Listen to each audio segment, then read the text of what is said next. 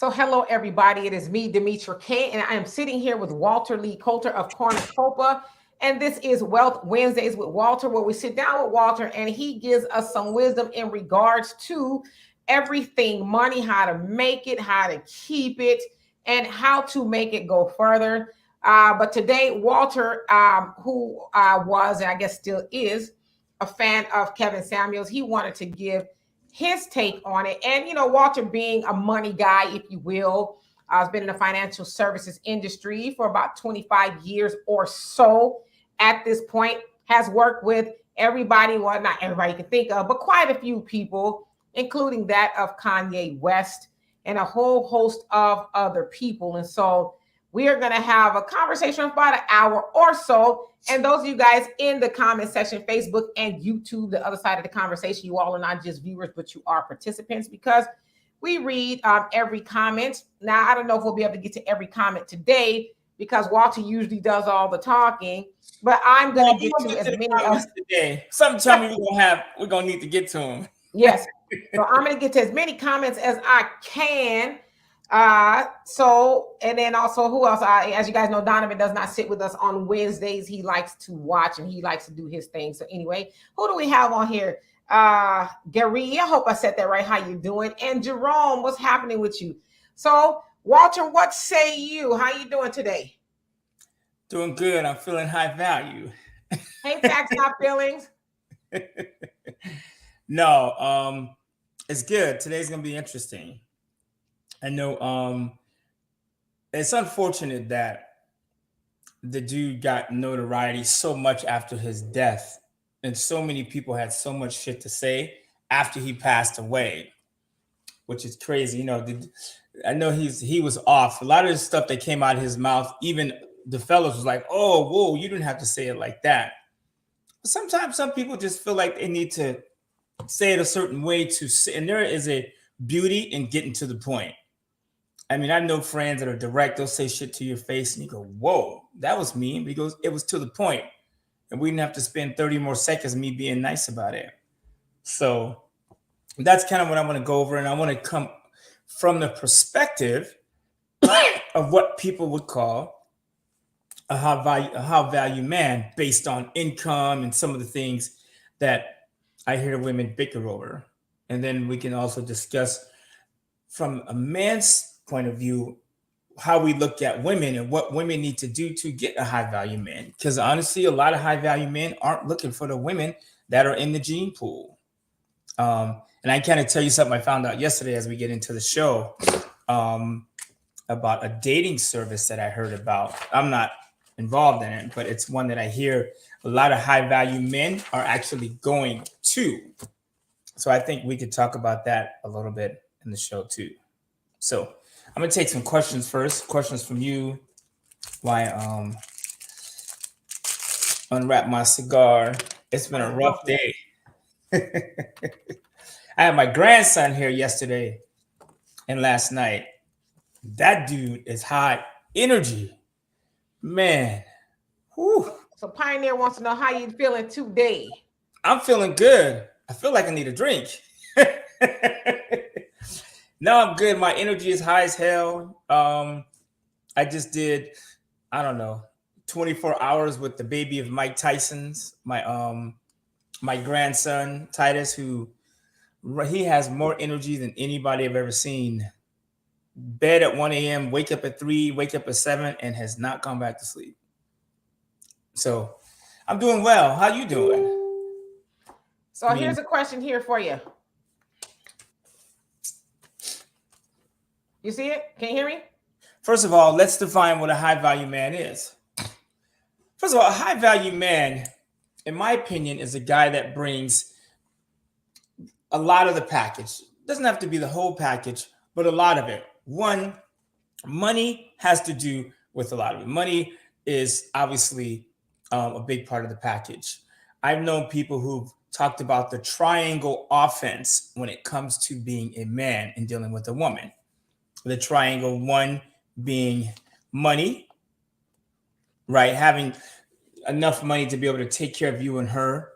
The other one being how you treat a woman. That's part of being a high value man. And I'm not saying you don't ever get into an argument with your woman or say stuff to her that you shouldn't have. Because I can tell you, from being in a relationship, sometimes I wake up in the middle of the night like this, and I have to remind myself, you can't get away with that. So, other things as far as being a high value man, so money, how you treat a woman, how you treat yourself, right? How you treat yourself, how you let other people treat you, what you put in your body, as far as exercise and food and books. I'm gonna go over this book a little bit later, The Way of the Superior Man. I'm gonna get into this. And then the other thing is physical. Well, that's not the only thing, but it's physical. I'm just talking about the triangle. So money, how you treat your woman and yourself, and then your physical way. One, how are you physically? Are you in shape? Are you working on yourself? Number one. Number two, and then how do you treat your woman physically? And what I mean by this is sex, physical. Can you give your woman a massage on a regular basis? Do you keep the baby oil next to the bed? Do you keep the heels untied? Can you get down in the sack? I mean, we're talking about high value men, and this is what men talk about, like when women aren't around. And these days now, when women are around, we talk about it, which is a whole sad story. But like, are you in a position where we used to talk about, like, if you have money and you treat your woman well, but you can't sleep with her, like you can't, like, and I'm not saying you need to give her an orgasm, because that don't always happen, but can you be involved? Do you have the energy? Do you have to take a break after 20 seconds of rubbing the feet? Can you go longer than that? So that is part of being a high value man, is can you bring those things to the table? Now, when it comes to money, I'm not talking about what you make. Being a high value man doesn't have to do with what you make, because there are a lot of guys out there that make a lot of money but don't have any. And that's the key. Ladies, if I was a woman, I'd rather be with a guy that made $50,000 a year, but was able to save 10 of that every year for our future, and spend 10 of that on me and him for quiet time, alone time, doing things, traveling, sitting across the table at a restaurant with just the two of us, and then paying the bills with the rest. Because what's the difference of making 200 grand and you spend 199? And most people do that. And some of you ladies out there, let's get it real. If you say, oh, I'm with a high value man, and you with him just for the money, first of all, you're not his only one. And a real high value man is smart enough to know when a woman is there for the cash. And if he knows you're there for the cash, he got 6 of you. I'm telling you, because when you're making money, booty is all over the place. You can have one coming in the front door and be like, girl, you know what? My back door is the only door that's working. You need to leave out of that one. And they'll believe you. What's Newton's comment? So, and that's what I was actually looking at. So, hello, Amanda. Who else came on here? Van Varner, how you doing? And Anita, what's going on with you? And I'm going to get to all you guys' comments in just a few. So, a few weeks ago on $1 Million Worth of Game or something like that as a podcast, they were talking about, they being Cam Newton and the hosts were talking about women who are saying they're, bad bees and, all that kind of stuff. And he says, but can you cook? You don't know when to be quiet. You don't know how to allow a man to lead. Now, he also said that men, basically need to step their game up as well. So it wasn't just a one-sided comment, but of course, the internet does what it does. And it ran away with just Cam Newton's comment of, but can you cook? You don't know when to be quiet. You don't know how to allow a man to lead. So what are your thoughts on that? I didn't see the comments, but I know where he's going. Especially black women, you talk too much. And that's what he was saying. And that's not necessarily my view all the time. But I can tell you, as being a brother, and I'm only talking because I only understand my race, right? I don't understand dating white women and Mexican women, at least not like that. I understand being around my people. And one thing I hear brothers say is, sisters, you talk too much. Now, you don't have to agree with it. You're like, I don't talk too much. You're talking right now. I mean, like, sometimes It's okay. And men I know, women I know, men have done a jacked up job of leading. But damn, just be quiet sometimes. Get in the car and be quiet. Let the man get you. Let him get your door, lean over and open his. If he's taking you to dinner, just shut the hell up and let him take you. Like, you cannot be a queen unless you got a king. And some women, especially our women, I know I have a lot of black women friends and they all agree with me. And they joke about it too. I know we crazy, we talk too much. But what if you just let your man lead? And what is wrong with a woman cooking? Like, women want us to be high value. They want us to bring home the money. So I bring home the money. I come home. You're in the kitchen. Dinner is ready. Heels are on. You know what I'm saying? Like, you are ready. Food is ready. When the kids go to bed, you get ready again. That is the relationship.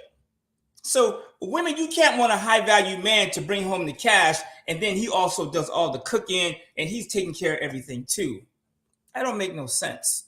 So I do agree with Cam. I didn't hear his comments, but I understand where he's going. And it's crazy. You can't say that to a sister girl. So Like, girl, define talking too much. What does it mean when women talk too much? just stay in your lane. Like, if you with a man that is going for it, pulling the trigger, making an effort, just be quiet. That's it.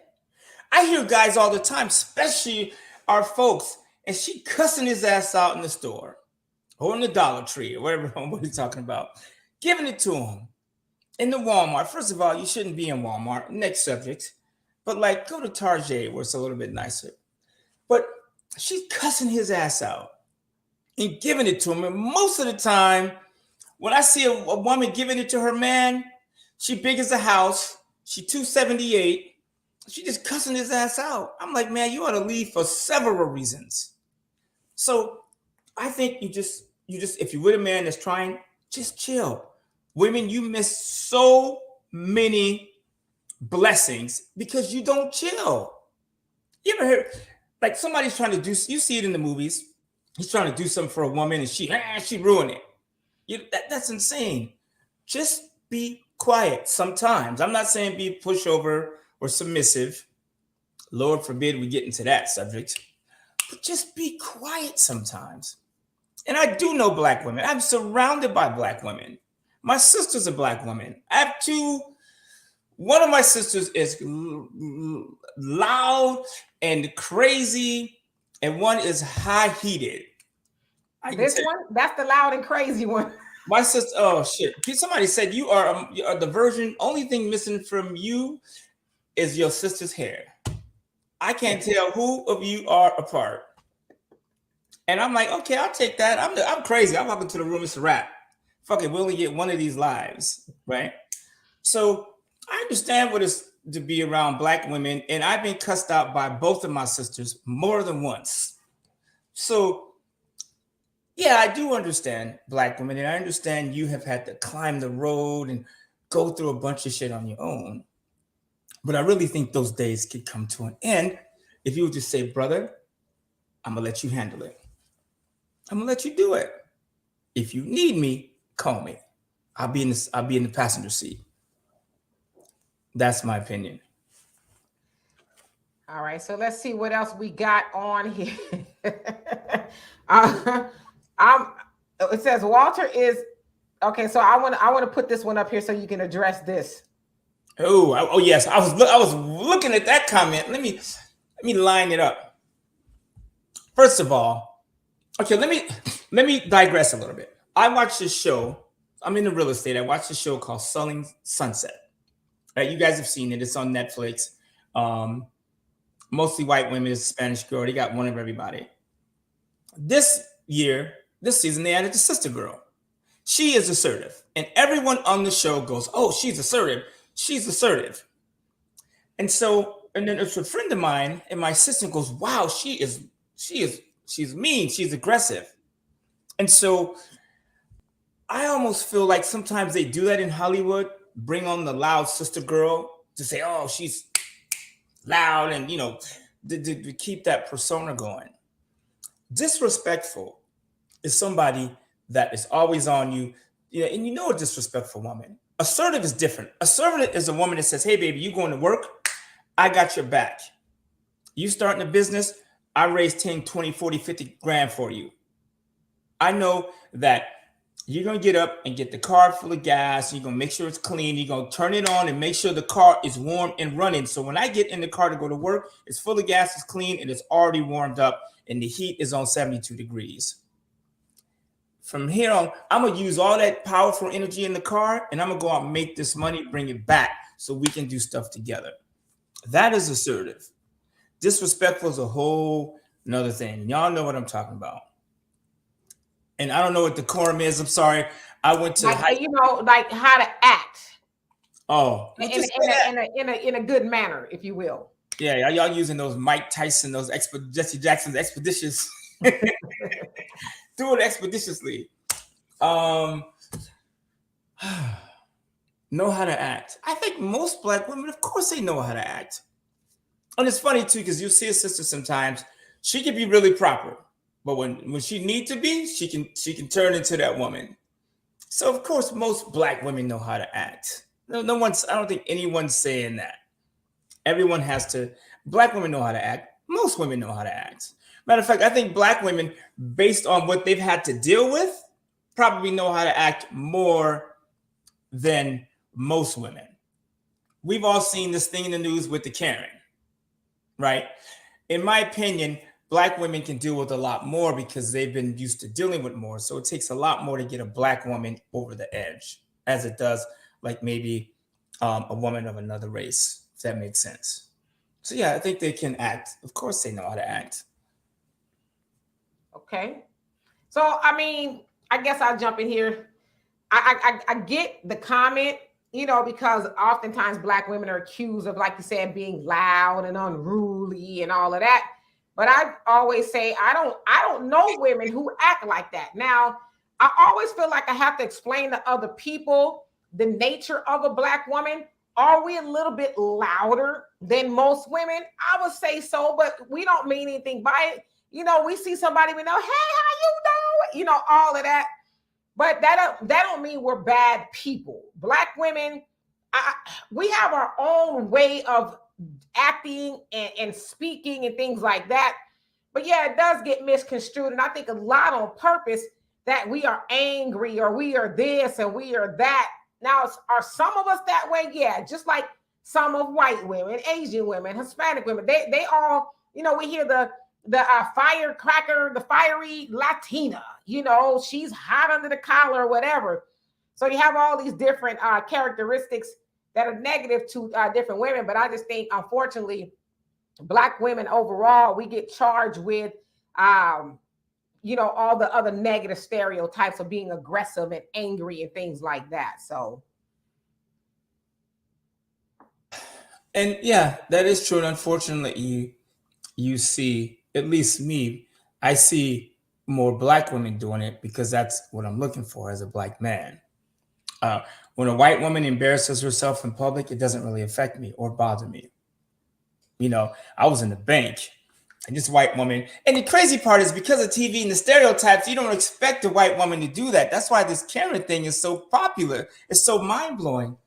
I was in the bank and this white lady started going off on her, tell her, hell no, y'all gonna give me my money. That's not what you said. And so I told the teller, you know what, do I need security? Like, I pushed all my cash. I said, you take the money in case she get out of control. So the point being, sisters, they know how to act. I think they have more control. All right, where other races, they don't do as well, especially white women. They've had to really take on some real shit.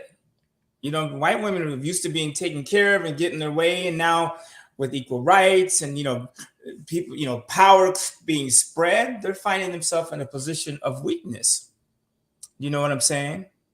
So I hope that answers your question. Absolutely. And how you doing, Curtis, and everybody else that came on here? So you say, hey, y'all, I have a friend that has I'll put it up here so y'all can see it, that has brain damage, and he's a little slow in some things, but he's a good guy, perhaps too nice. Case in point, his wife, is it cheats or treats? Do you mean that she cheats? I think maybe your comment got cut off, so we'll wait for you to respond with that. All right, so I see another question on here. Let me put this up by a Pioneer. Says the hot Latina is a good example too. Yep, because the society often sees them as more attractive and prettier. Their hot attitude is seen as a spicy positive. Exactly.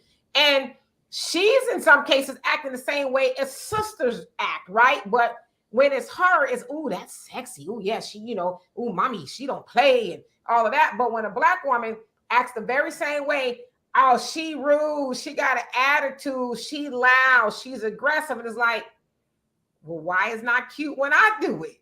You Who's saying know? who's saying it's cute? Because I've dated Latin women, and when they act like that, I cut them loose. I don't want to be a woman that acts crazy at all.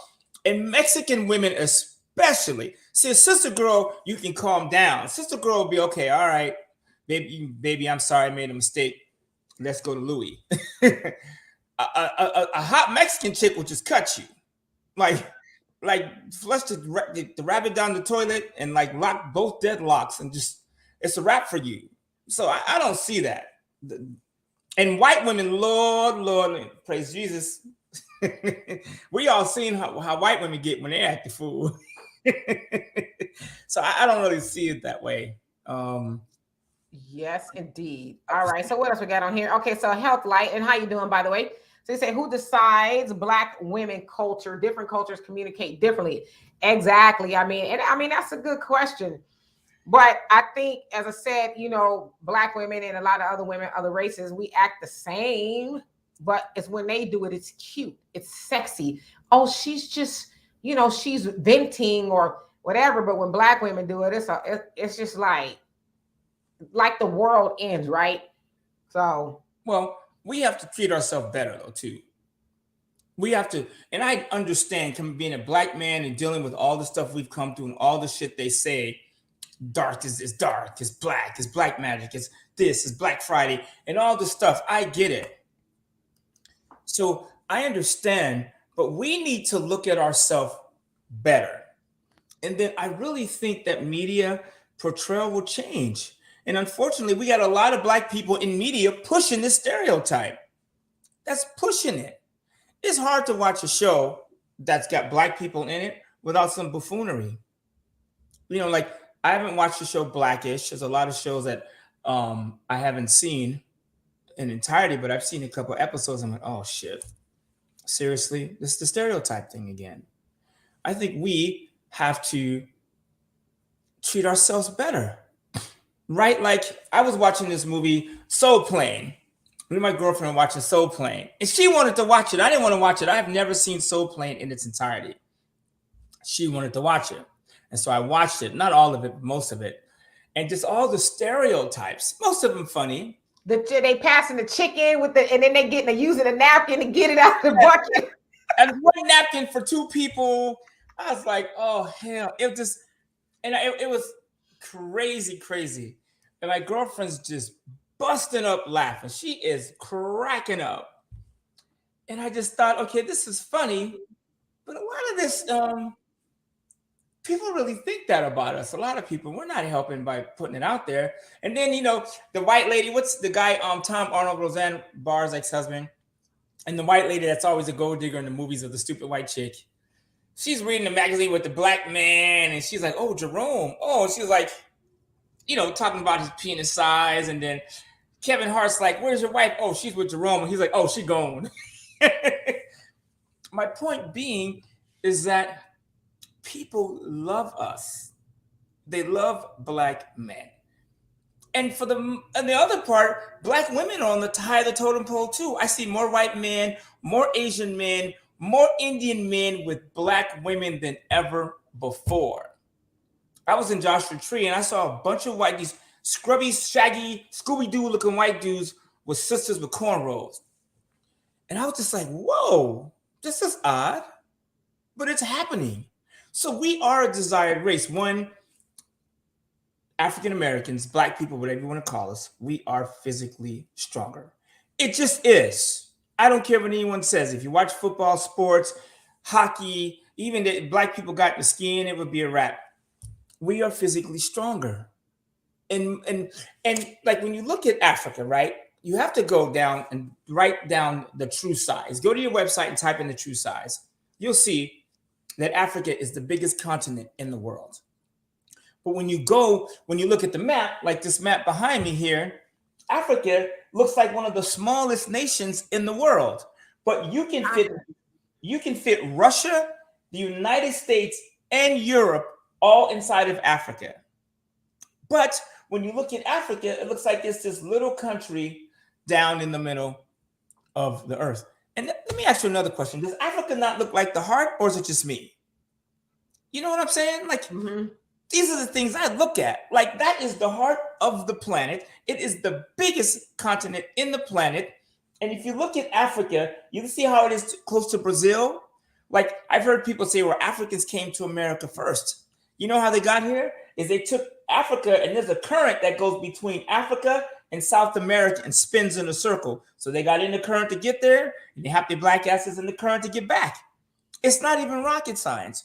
So with all that and all the things we've invented, from this and that, the stoplight, and you name it, the cell phones, the blood transfusion, all the things we've done, and we still struggle with our identity because we need to see ourselves better. I love being a black man.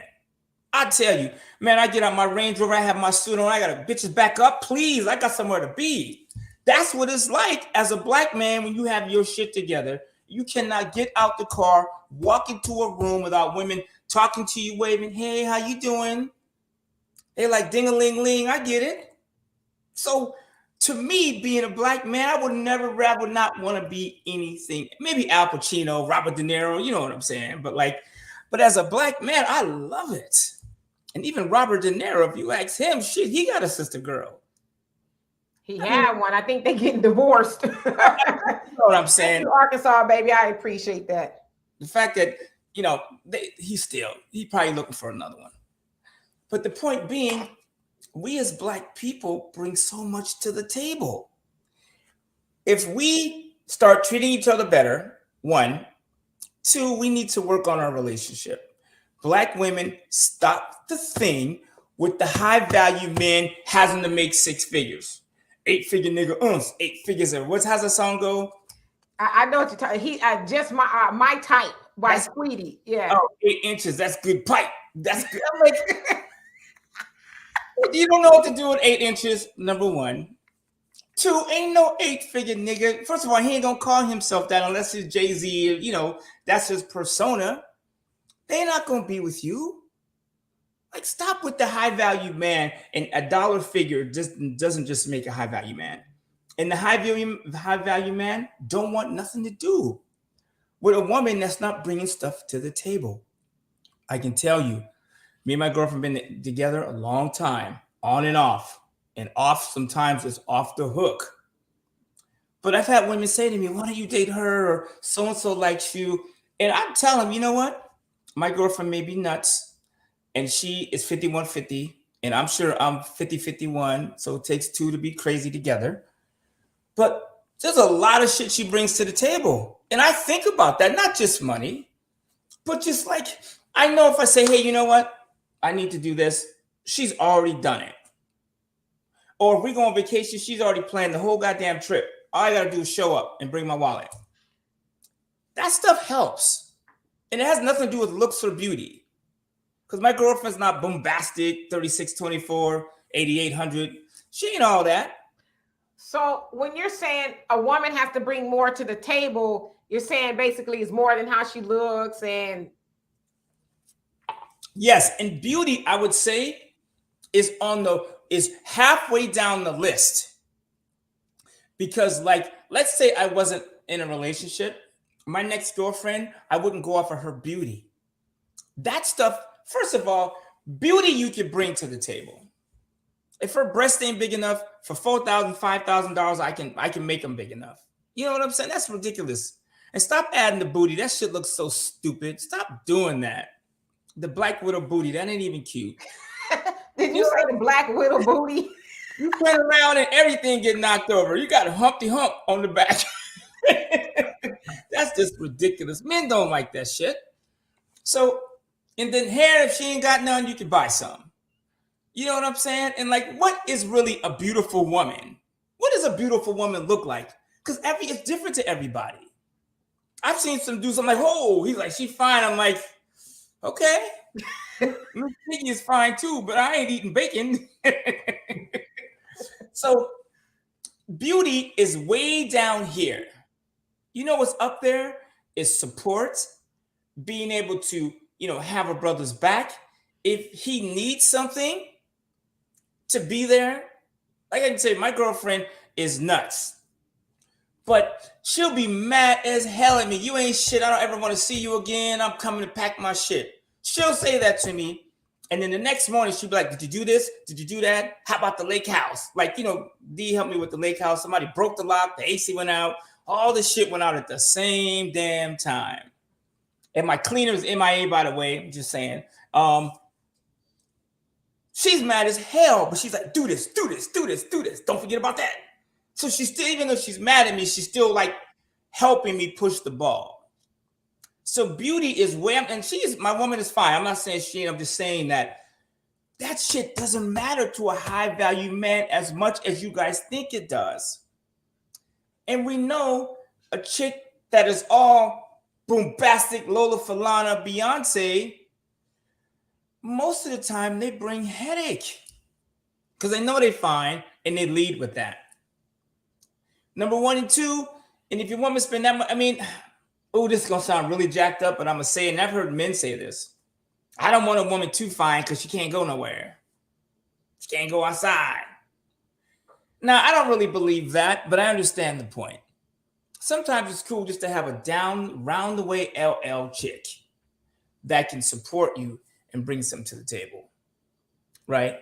And again, talking about the high value man and coming from someone I consider myself a high value man. You don't have to consider me F you, but I consider myself high. And we should all consider ourselves high value men. If you're a brother and you're working hard, I don't care if you make 30,000, to come this word, do it expeditiously, right? Keep your stuff clean. Women, I know for a fact that you don't need a brother to make all this money to consider him a good dude. Because most of y'all taking care of y'all, man. Most of you doing 60% of the financial work anyways. And I got a lot of sisters in my life, and most of them make more money than they're due, and they carry the ball. And they justify it. I'm waiting for him to get his shit together. Oh, he young. Or this. Or he a value man. Not a high value man, but a chicken McNugget value man. Like the McDonald's value man, the value pack. One day he gonna have his shit together. Address this comment here. Black women are tired of living in poverty. You know what? In my opinion, a black woman, if you are living in poverty, that is your fault.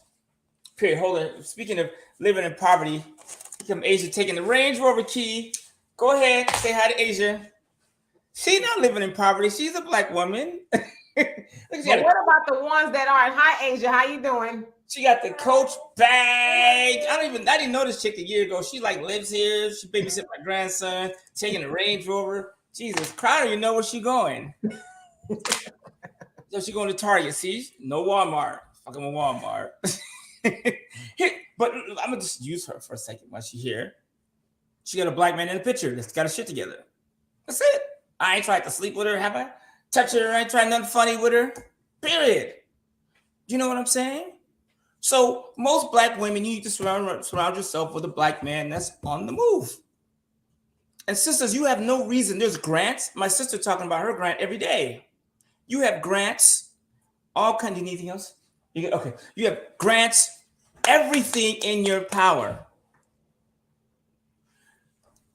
You have it made. The problem is you're waiting for somebody to give you permission. Black women, you have nobody hustles like a black woman. They'll get up in the snow, rain, sleets, go to work, come home, take care of their kids. That's why most of the time you see a baller or entertainer, he's thanking his mama because she had to do everything. I think black women, you need to get better of taking care of you and asking, let a brother help you out. Period. And single mothers, hold on. Lord Jesus, don't let me say anything wrong.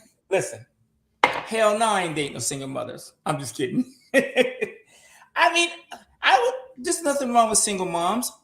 Here is, I think, what the problem is. I wouldn't date a woman with babies unless she was clear that we were going to have nannies, we were going to be on vacation, and sometimes those kids got to stay. And I don't want to hear it. Oh, my kids are sick today. I can't show up on the date. Then get a babysitter and have a backup.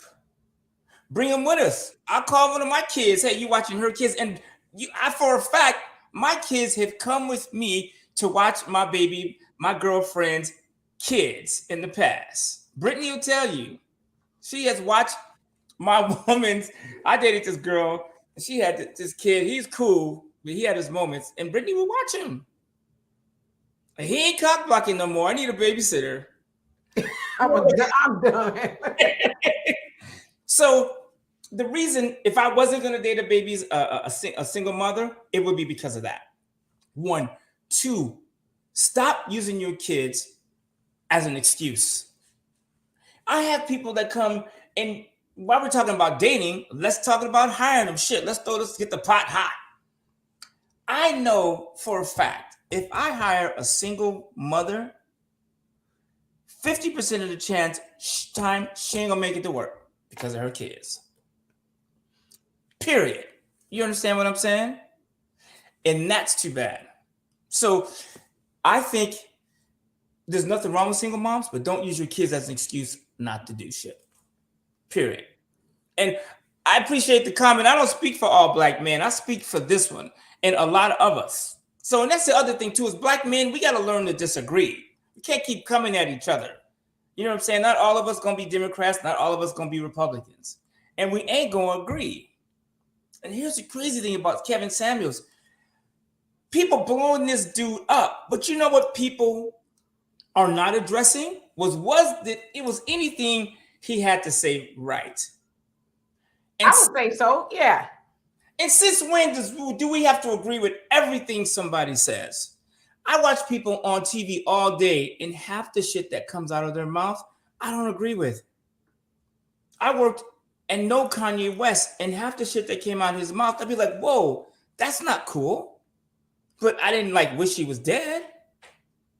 You know, you guys, black people, you kill me sometimes. Like, we got Joe Biden in office, and I saw your video with Vivica Fox doing the jig behind the Biden sign. You dumbass. He hasn't given a shit. Black people in a worse situation fucking with Joe. Period. We better with the crackhead racist Donald Trump in office, because at least we know when the cracker come in. I'm being funny, but you get the point. So we don't have to agree with everything. You understand what I'm saying? But we need to be able to take care of ourselves and then get together. And black people, we need to agree, learn how to disagree without it turning into some backyard boogie beat down. What's that? Range Rover has 0 miles. We'll put gas in it. You need a credit card? I mean, shit, they got some cash. That's funny. Put some gas in it.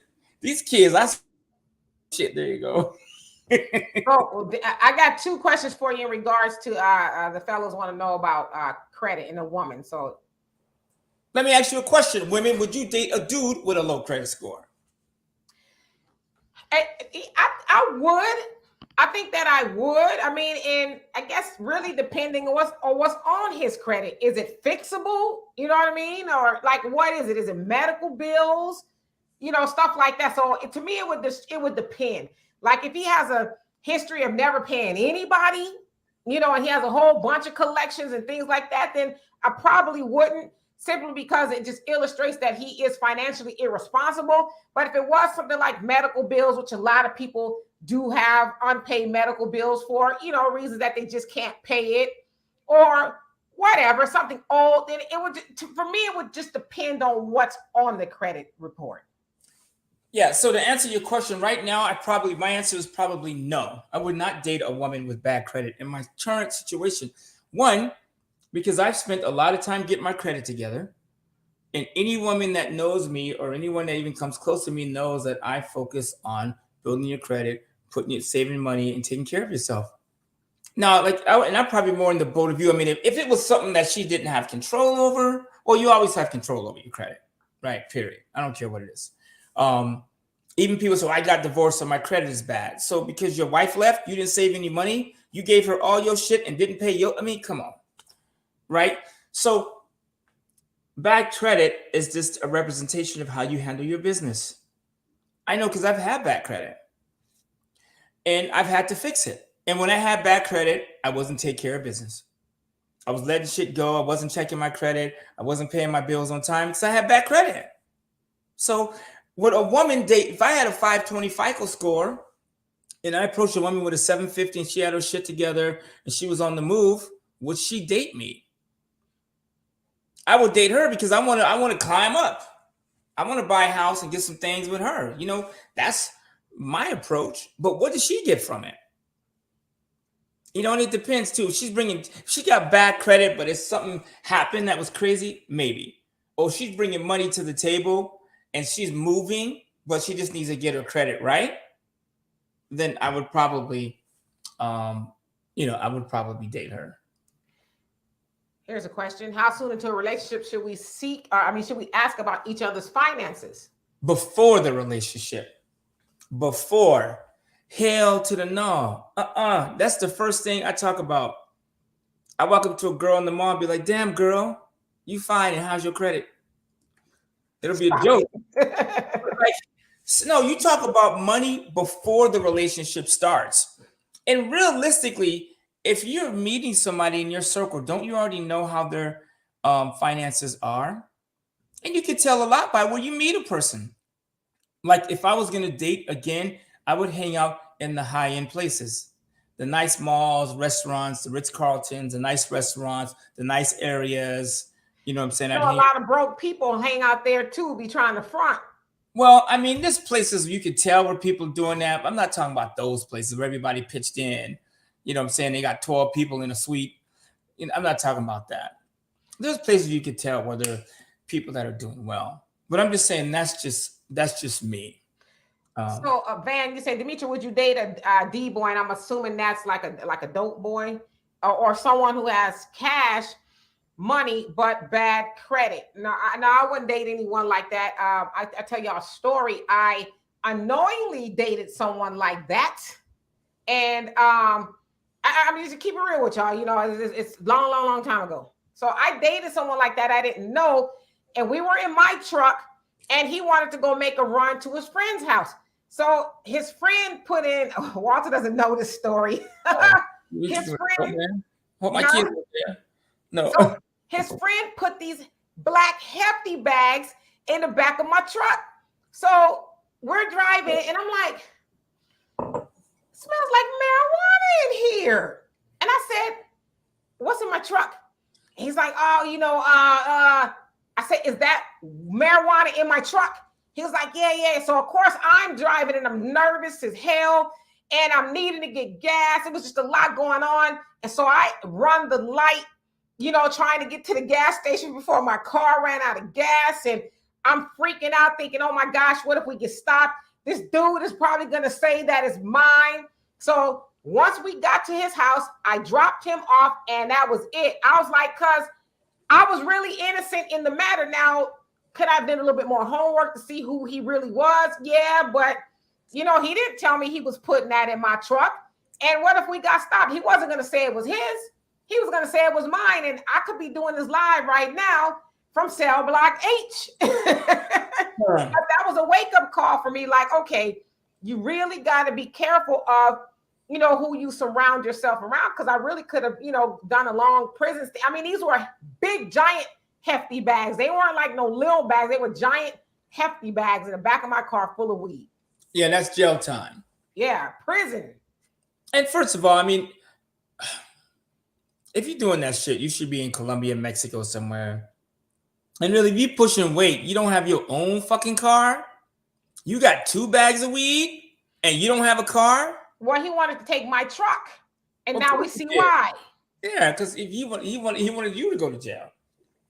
I mean, we have to also, I know we're being funny, but we need to elevate the conversation too, right? Of course, you wouldn't date a dude that does drugs or sells drugs, right? You wouldn't do that. Oh, no. So why don't we elevate ourselves? There's a lot of good black dudes out there. Women, I'm talking to you. A lot of good black men out there. I know a bunch of them. And some of them are homey and a little nerdy. And sisters won't give them time of day. They hardworking, they got their stuff together. I know some brothers out there with good credit and money saved. I know a guy, he does well. Sisters won't even give him time. He's not flossy enough. And you know what I'm saying? That's ignorance. At the end of the day, don't you just want to be with somebody that's going to treat you right and take care of his own part? I mean, if I was a woman, that's what I would want. And ladies, at the end of the day, do you really want Mr. Suave, Morris Chestnut anyway? He can't walk out the house and he got women of all races dragging behind him. He can't even go to the bathroom. I mean, like some of y'all say you want that, but you don't.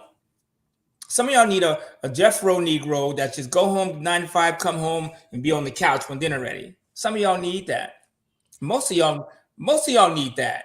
I don't have a problem with that. I don't have a problem with that at all. As long as he's good to me, I don't have a problem with that. And those guys will be nicer to you because they don't have all the swag and all this stuff.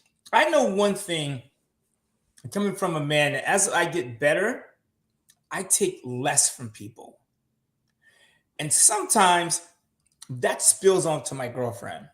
She'll say stuff to me that I would have dealt with when I wasn't where I am now. I would have dealt with, because I need to keep her. But I'm like, I don't need her.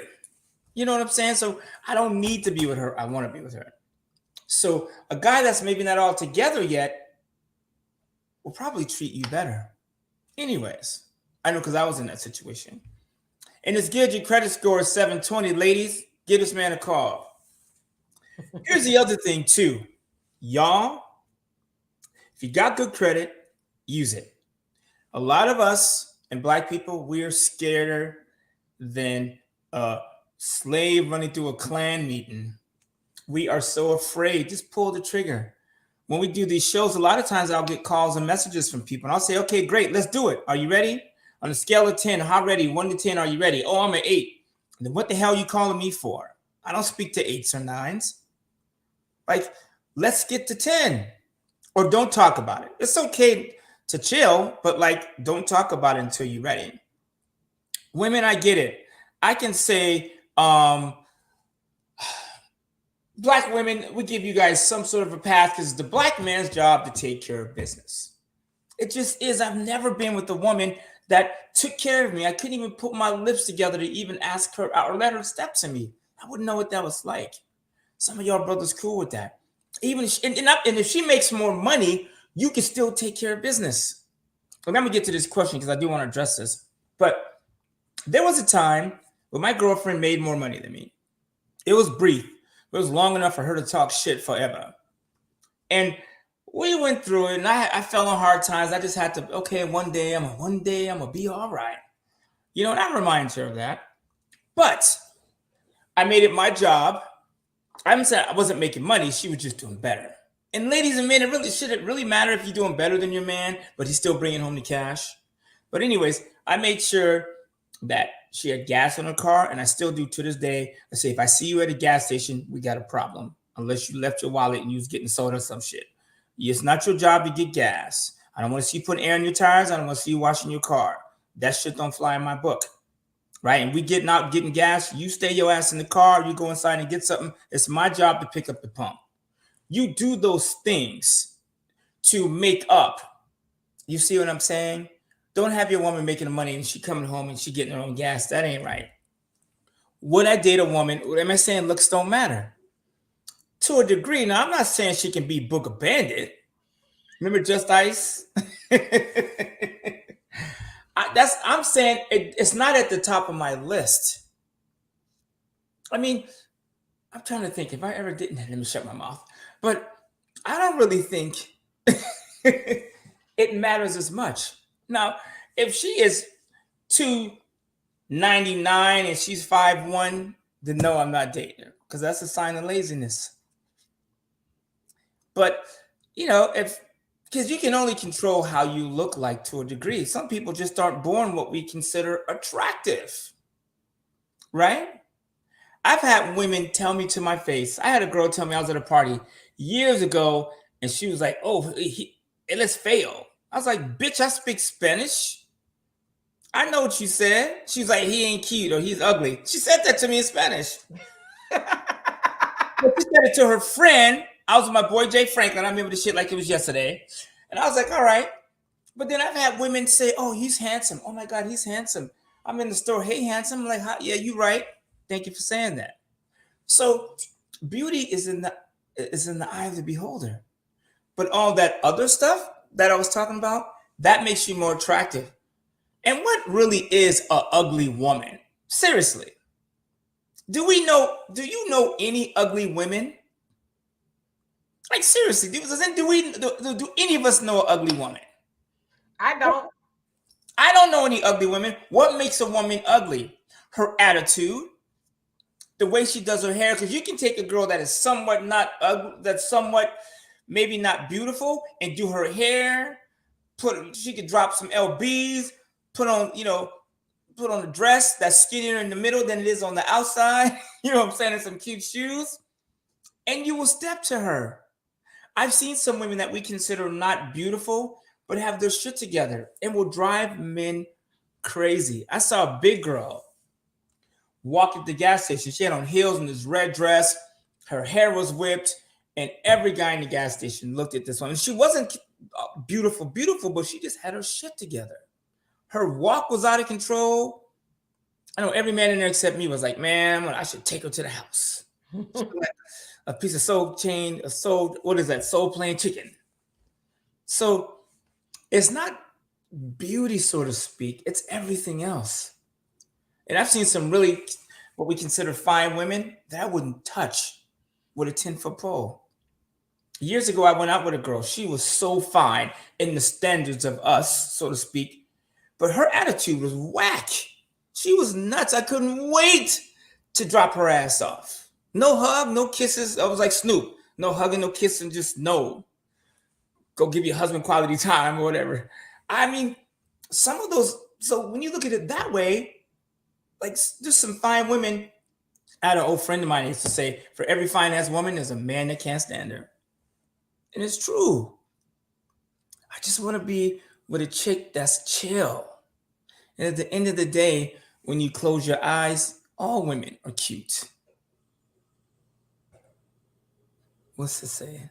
I like to see brothers say their stuff is together in BW. What? So she said, I like to see the brothers you say have their stuff together and black women who won't give them the time of day. So she's like, where is that at? Where is where are the brothers that have their stuff together and the women who won't give them a chance? Oh, I don't see that. I agree with her. I think I think if you have your stuff together, I think it makes it easy for you. Right? And black women, if you watch some of our TV, that's what black women talk about. Oh, he got to do this. He got to make 6 figures. First of all, that's the stupidest shit I ever heard. You got to make 6 figures. You mean you can't make $70,000 and have $2,000 a month left over to invest and to take your wife on vacations and buy her things? Hello, Black America. How you doing? I love the name. All right. So you said Silly from The Color Purple, the girl from Precious. Lizzo is also ugly. I personally don't think Lizzo's ugly. I think she's actually a very good looking woman. I mean, some of the things that she does, people don't like, but I don't think she is ugly.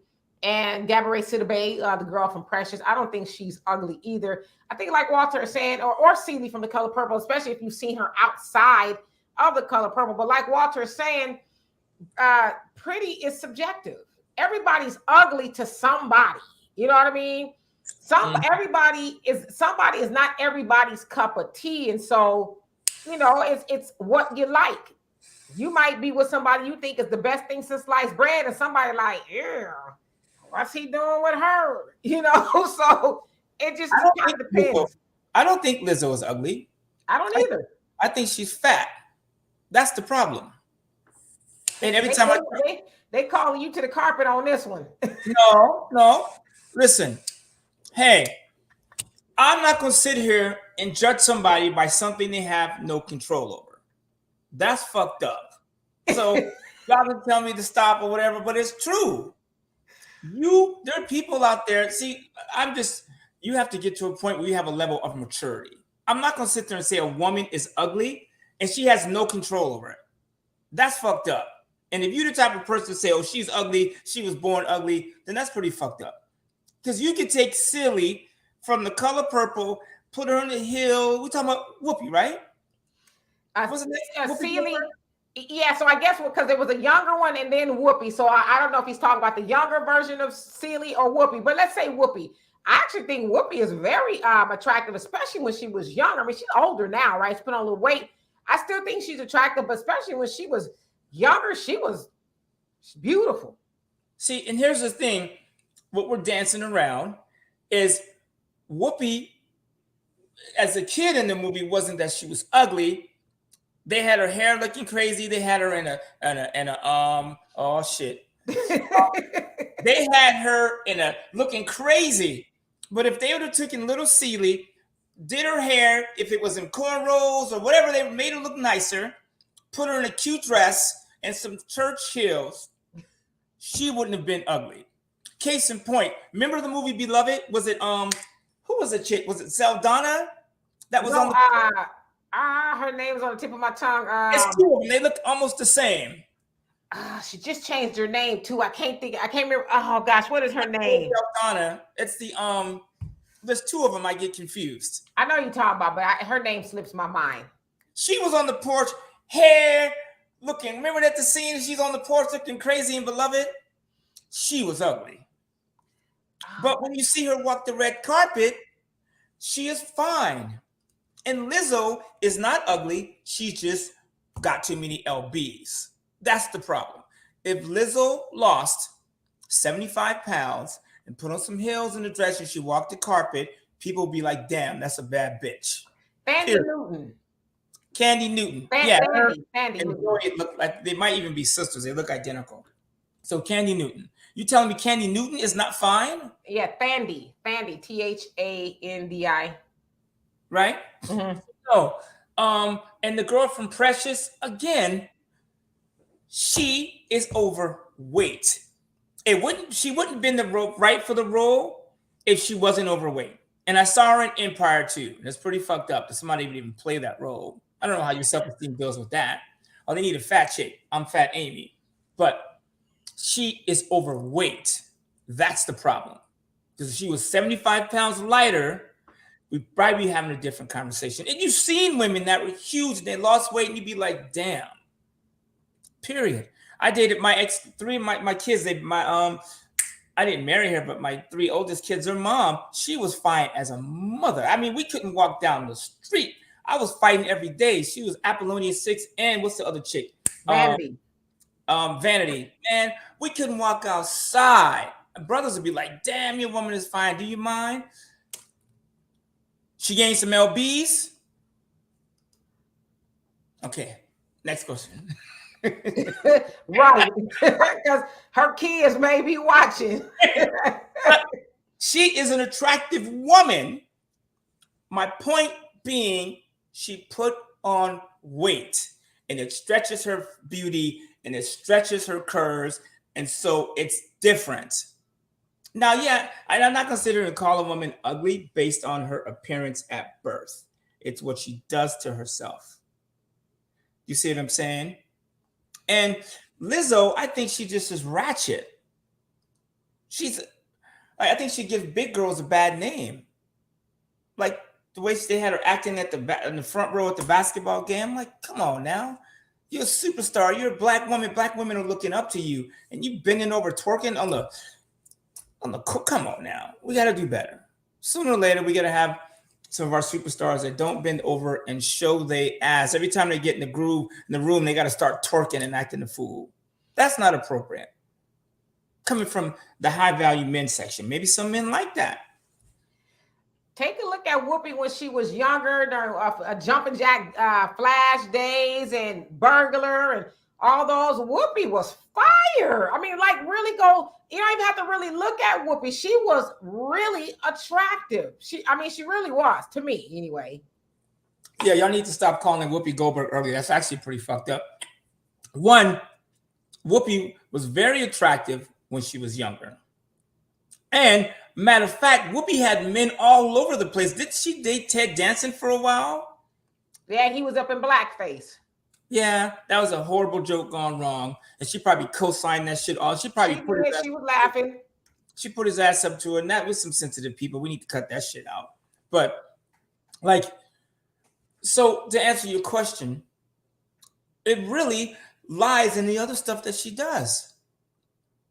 I mean, I've dated one or two women, and I had one of my boys go, "Oh, she ain't the cutest." Remember Legina Reed, the girl I dated, the young girl? She was dark. She was beautiful. She was fine. Two of my boys like, "Man, why are you dating an ugly woman?" I was like, "That girl is fine. You guys are tripping." But I had people call her ugly. Yeah, she's beautiful. She was fine. You know why? Because she was dark-skinned. That's why they said that. Because she was dark-skinned. Maybe that was. But then I had other dudes that's like, "Damn, your girl is fine." It's all in the eyes of the beholder. But what makes a woman ugly is her attitude, the way she treats herself, the way she dresses. I see sisters out and they got the wrap and the pajamas on. Stop wearing your pajamas outside unless you know ain't nobody gonna see you for sure. I've been outside in my pajamas at 3 a.m. Now, if I get caught, that's on them because they shouldn't be out this early either.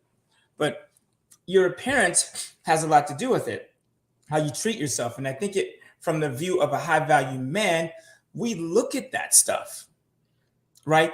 Because most women are attractive.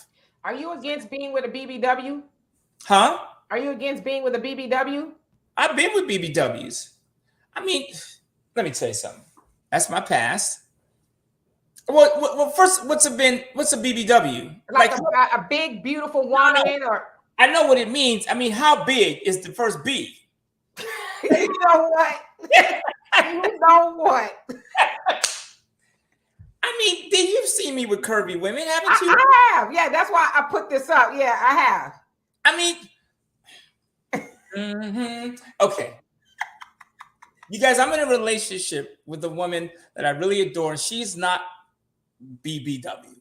She's actually really tiny. And she always says to me, Walter, we see a big girl out. She's like, "That's your type. You know you like that." And she gets mad at me. And people that know me, matter of fact, the girl I was dating before Cleo, people called the BBW. Remember Melissa? Walk into the room, bam, bam, shit get knocked over. I mean, like, I had one of my boys go, "What's with the fat bitch?" Which I thought was fucked up. That's my boy. I'm like, how he's like, "Man, you can do better." And she wasn't fat. She was bad, but she was bigger. She was curvy, and even she, when she would get to have too many drinks and get mad, she goes, "Oh, I'm so fat." I go, "Well, fuck it then. You keep saying it. Maybe you fat." I'm done. And my girlfriend today calls her fat. That's fucked up, but it is what it is.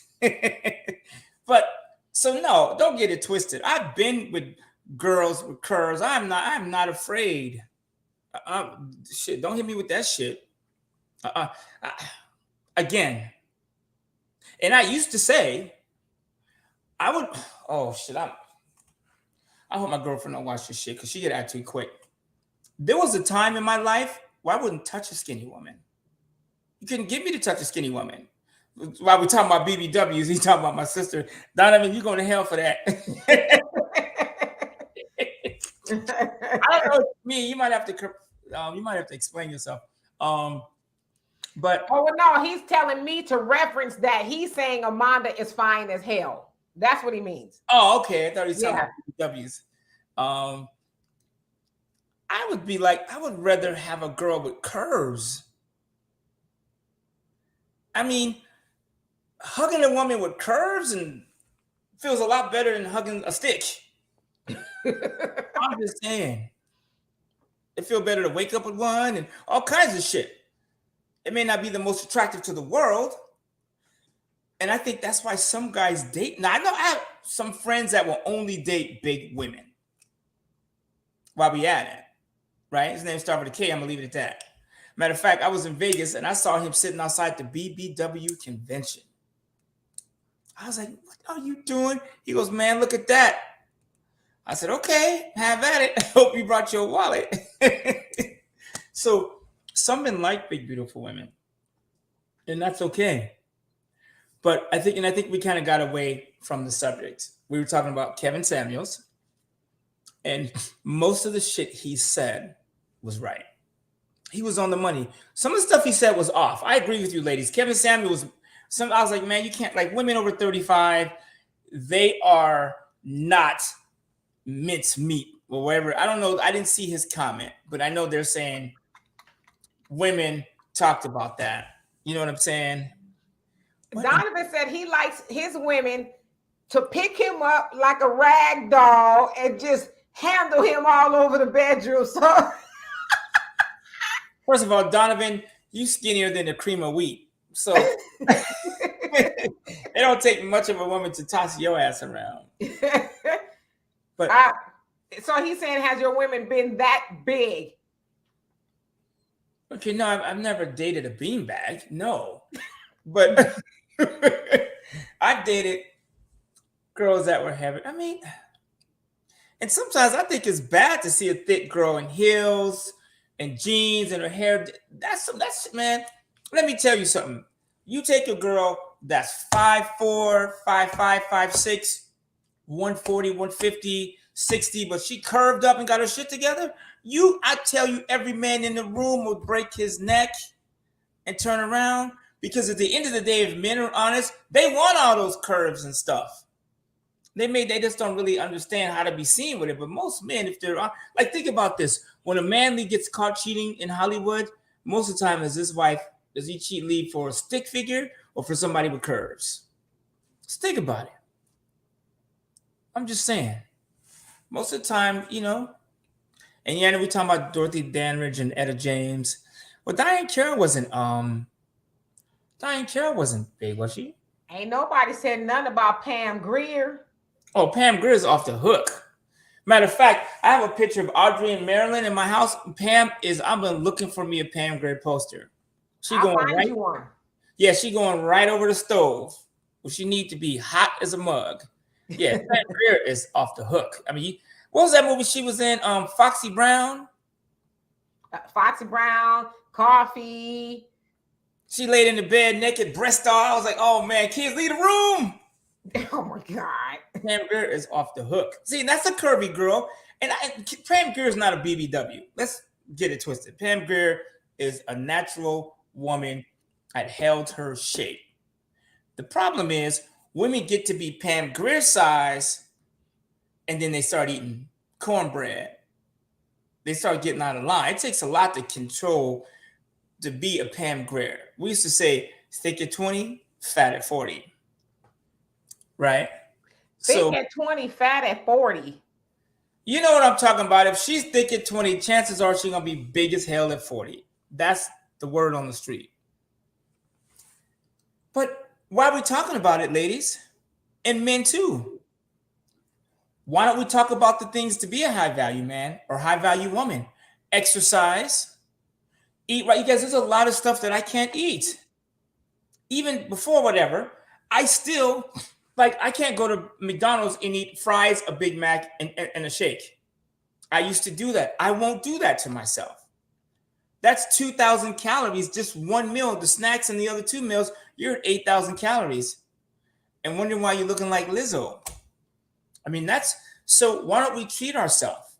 Next time you go out to eat, I want you to go, if I'm trying to be my best me, would I eat 2,000 calories? Would I eat a Sonic burger with mayonnaise on it? Mayonnaise is a black people killer, right? So just in black women and men, when is the last time you worked out? Today, some of us, right? And I know it's hard working out because you get busy and you have stuff to do. I have literally, I have a rowing machine in my kitchen. I took the table out. I was like, when I'm at the table, my ass is getting fat. So I put that in there instead. I have workout equipment all over my living room. And I would just, I need to be reminded constantly that, brother, even if you lift weights for 10 minutes, you got to get it in. And I went through my cabinet and I threw away a bunch of food. Anything with added sugar, I tossed.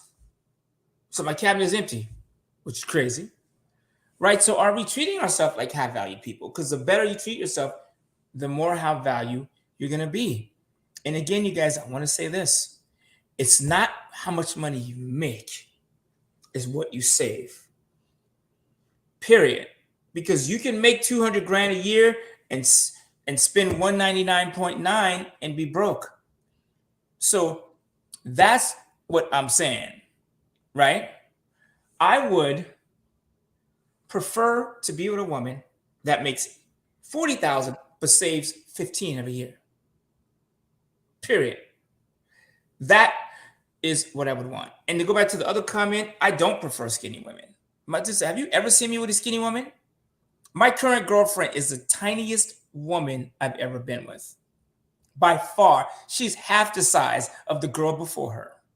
Period. My sister would tell you. Even Cleo, the Asian girl, she was bam, bam, bam. She was all over the place. We couldn't go outside. I was like, girl, get dressed. Jesus Christ. But so even my girlfriend, she approached me. I was at my desk.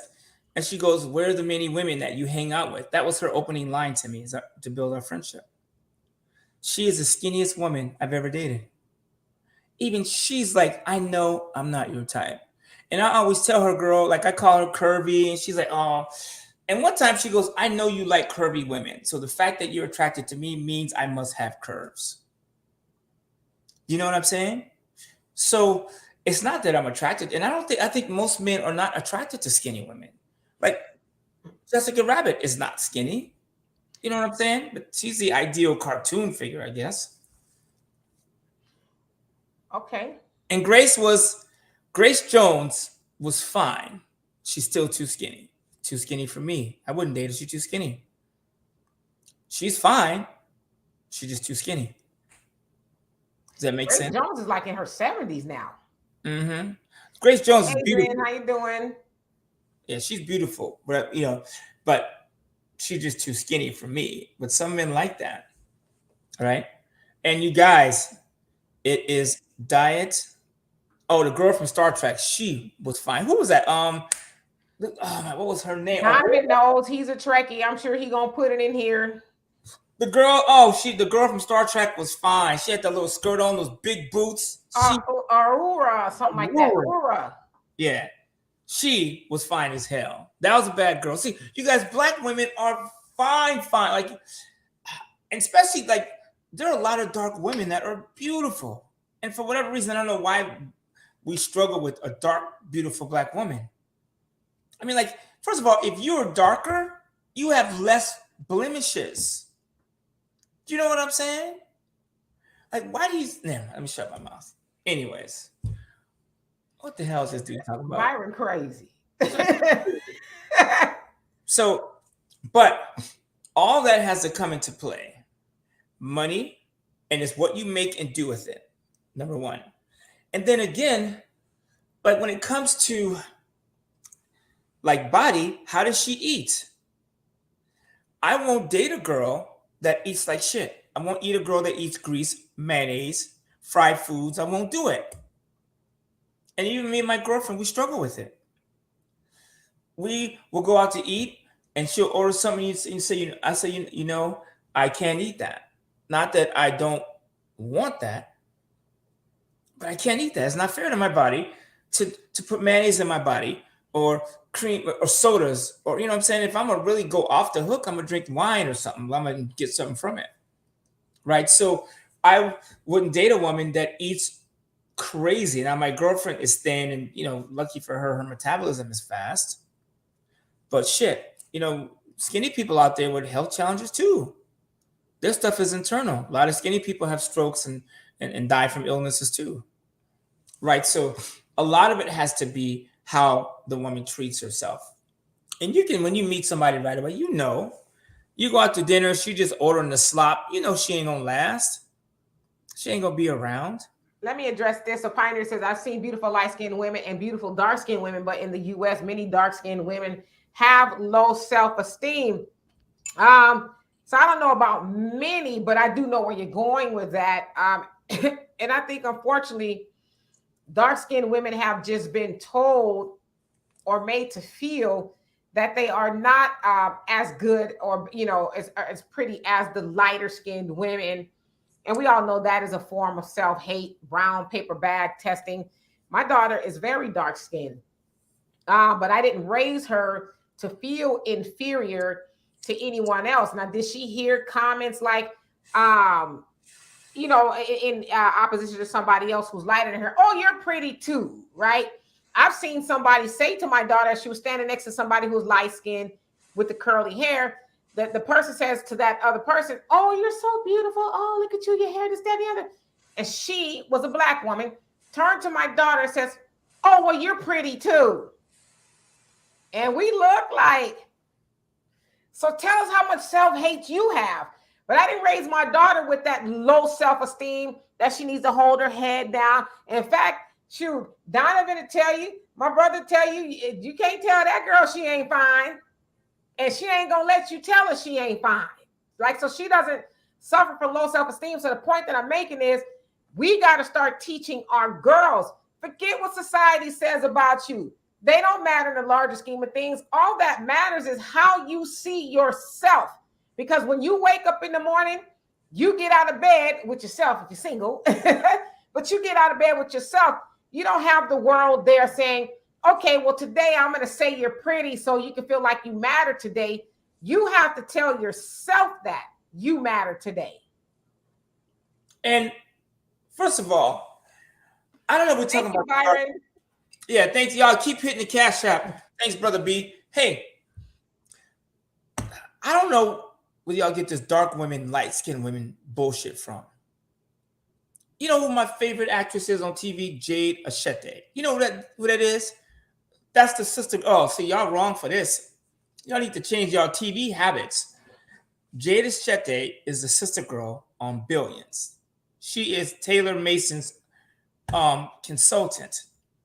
Oh, please tell me, y'all have not seen Billions? I don't even know what that is. Thelma was bad too. Thelma was bad. Like poster bad. Like shut the lights off and the parents go to sleep bad. Thelma was bad. And she still is. She's like 63 and she still looks good. Thelma was fine as him. Thelma was off the hook. But this girl, Jada Achete, she is dark as she is midnight. If you turn off the lights, you will lose this woman. She is fine as hell. She's dark, beautiful. Her attitude, her hair, curves, and her demeanor on the show is just like sophisticated. That is hot. And I can even take it a step further. I think light-skinned women, I would think really they would have a tougher time because everyone looks at them like, oh my God, she's light-skinned and that's so old typical. You know, and from somebody that was into just dating black women, I would think a light-skinned woman would be less attractive anyways. Because she have white. I'm just saying for somebody that is only like dating black women.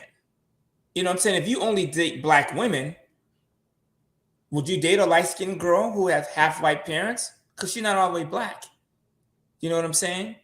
So let me address this. And Pioneer says, Queen, a mother or father can't give a girl the same type of self-esteem that her peers and society can give her. It may not be fair, but it's the truth. So I agree with you that it's not the same. But I think if you give your child the foundation at home from the cradle, don't wait until they come home and say, oh my God, they called me ugly today. No, instill that in your child from the cradle so that when they get out into society, they'll know what to believe and what not to believe. So yeah, they get some sort of sense of their self-esteem from society and their peers, but they'll know what to shoo away and what to keep, right? Instead of just going out into the world green and having no sense of self or no sense of self-awareness, and then society and their friends, which is what we call peer pressure, right? Peers tell them who they are, and it might not necessarily be a good thing. Well, here's the other thing too. What up, Andre? Here's the other thing. Damn, I can't believe I'm going to say this. I'm going to be in all kind of trouble. A lot of our kids get bullied because of the way we send them into school. Here's what I mean by this. I get the whole peer pressure thing because I was called a nigger in school. I was. But my father was like, you are the king. You are, God made man in his image. And my father used to say to me all the time, we are God consistently. So when I was around my father, he was, my father was, he's Muslim. He's one of those 70s Muslims too. Muhammad got the devil on the run. He's one of those Muslims. Oh, and happy birthday, Farrakhan. Today is his 89th birthday today. Wow, he living a long time. I'm surprised he's a lot of more time. I'm surprised Farrakhan is still alive with all the shit he be trying to teach black people. A whole nother show. Allah is with him. You have to send your kids to school in the right way. Some of you sending your kids to school broken, looking poor, and your shit is together, but your kids looking crazy. Send your kid to school in a positive light and make sure they have the right clothes, the right shoes. So when someone says, oh, you're blah, blah, blah, and they can look at themselves and say, no, I'm not. Or I come home to a clean home, or my parents tell me I'm king, and they treat me like that when I get home. See, Brother Reggie, you know what I'm talking about. So it's how you send your kids. Some of you send your kids to school in a horrible situation. So their self-esteem is whacked up when they get out of the Rambler in the first place. Remember the Rambler we had? And both of them, my mom, my stepfather are dead. So we could talk about the green Rambler. They used to drop us off at school in. Oh, I remember they pulled up next to me. I had on this Playboy shirt. I was getting my Mac on with this girl. And my mom pulled up in the green Rambler. And everyone started busting up. She was fucking with my self-esteem that day. Not the white kids. There's nothing the white kid could say to me that made me feel the day my mom pulled up in that raggedy old Rambler. So we have to take responsibility. And you guys, there's nothing you could ever do about their peers at school. They're never going to change. Matter of fact, the kids at school are getting worse. I was at my girlfriend's house for Mother's Day, and I'm going to leave everybody else out of the conversation. But one of her nieces said, and she is 10, 11, 13, maybe. I don't know. She's not 16. That one of her friends at school keeps a jar of her boyfriend's cum in her purse. And my girlfriend said, what? I said, oh, you don't want to hear that. And then she was saying, oh, yeah, the kids, all the kids at my school are high. And the point I'm making is you can't control them badass individuals. But you can only control your kids. So when they get in that environment, oh, that ain't shit.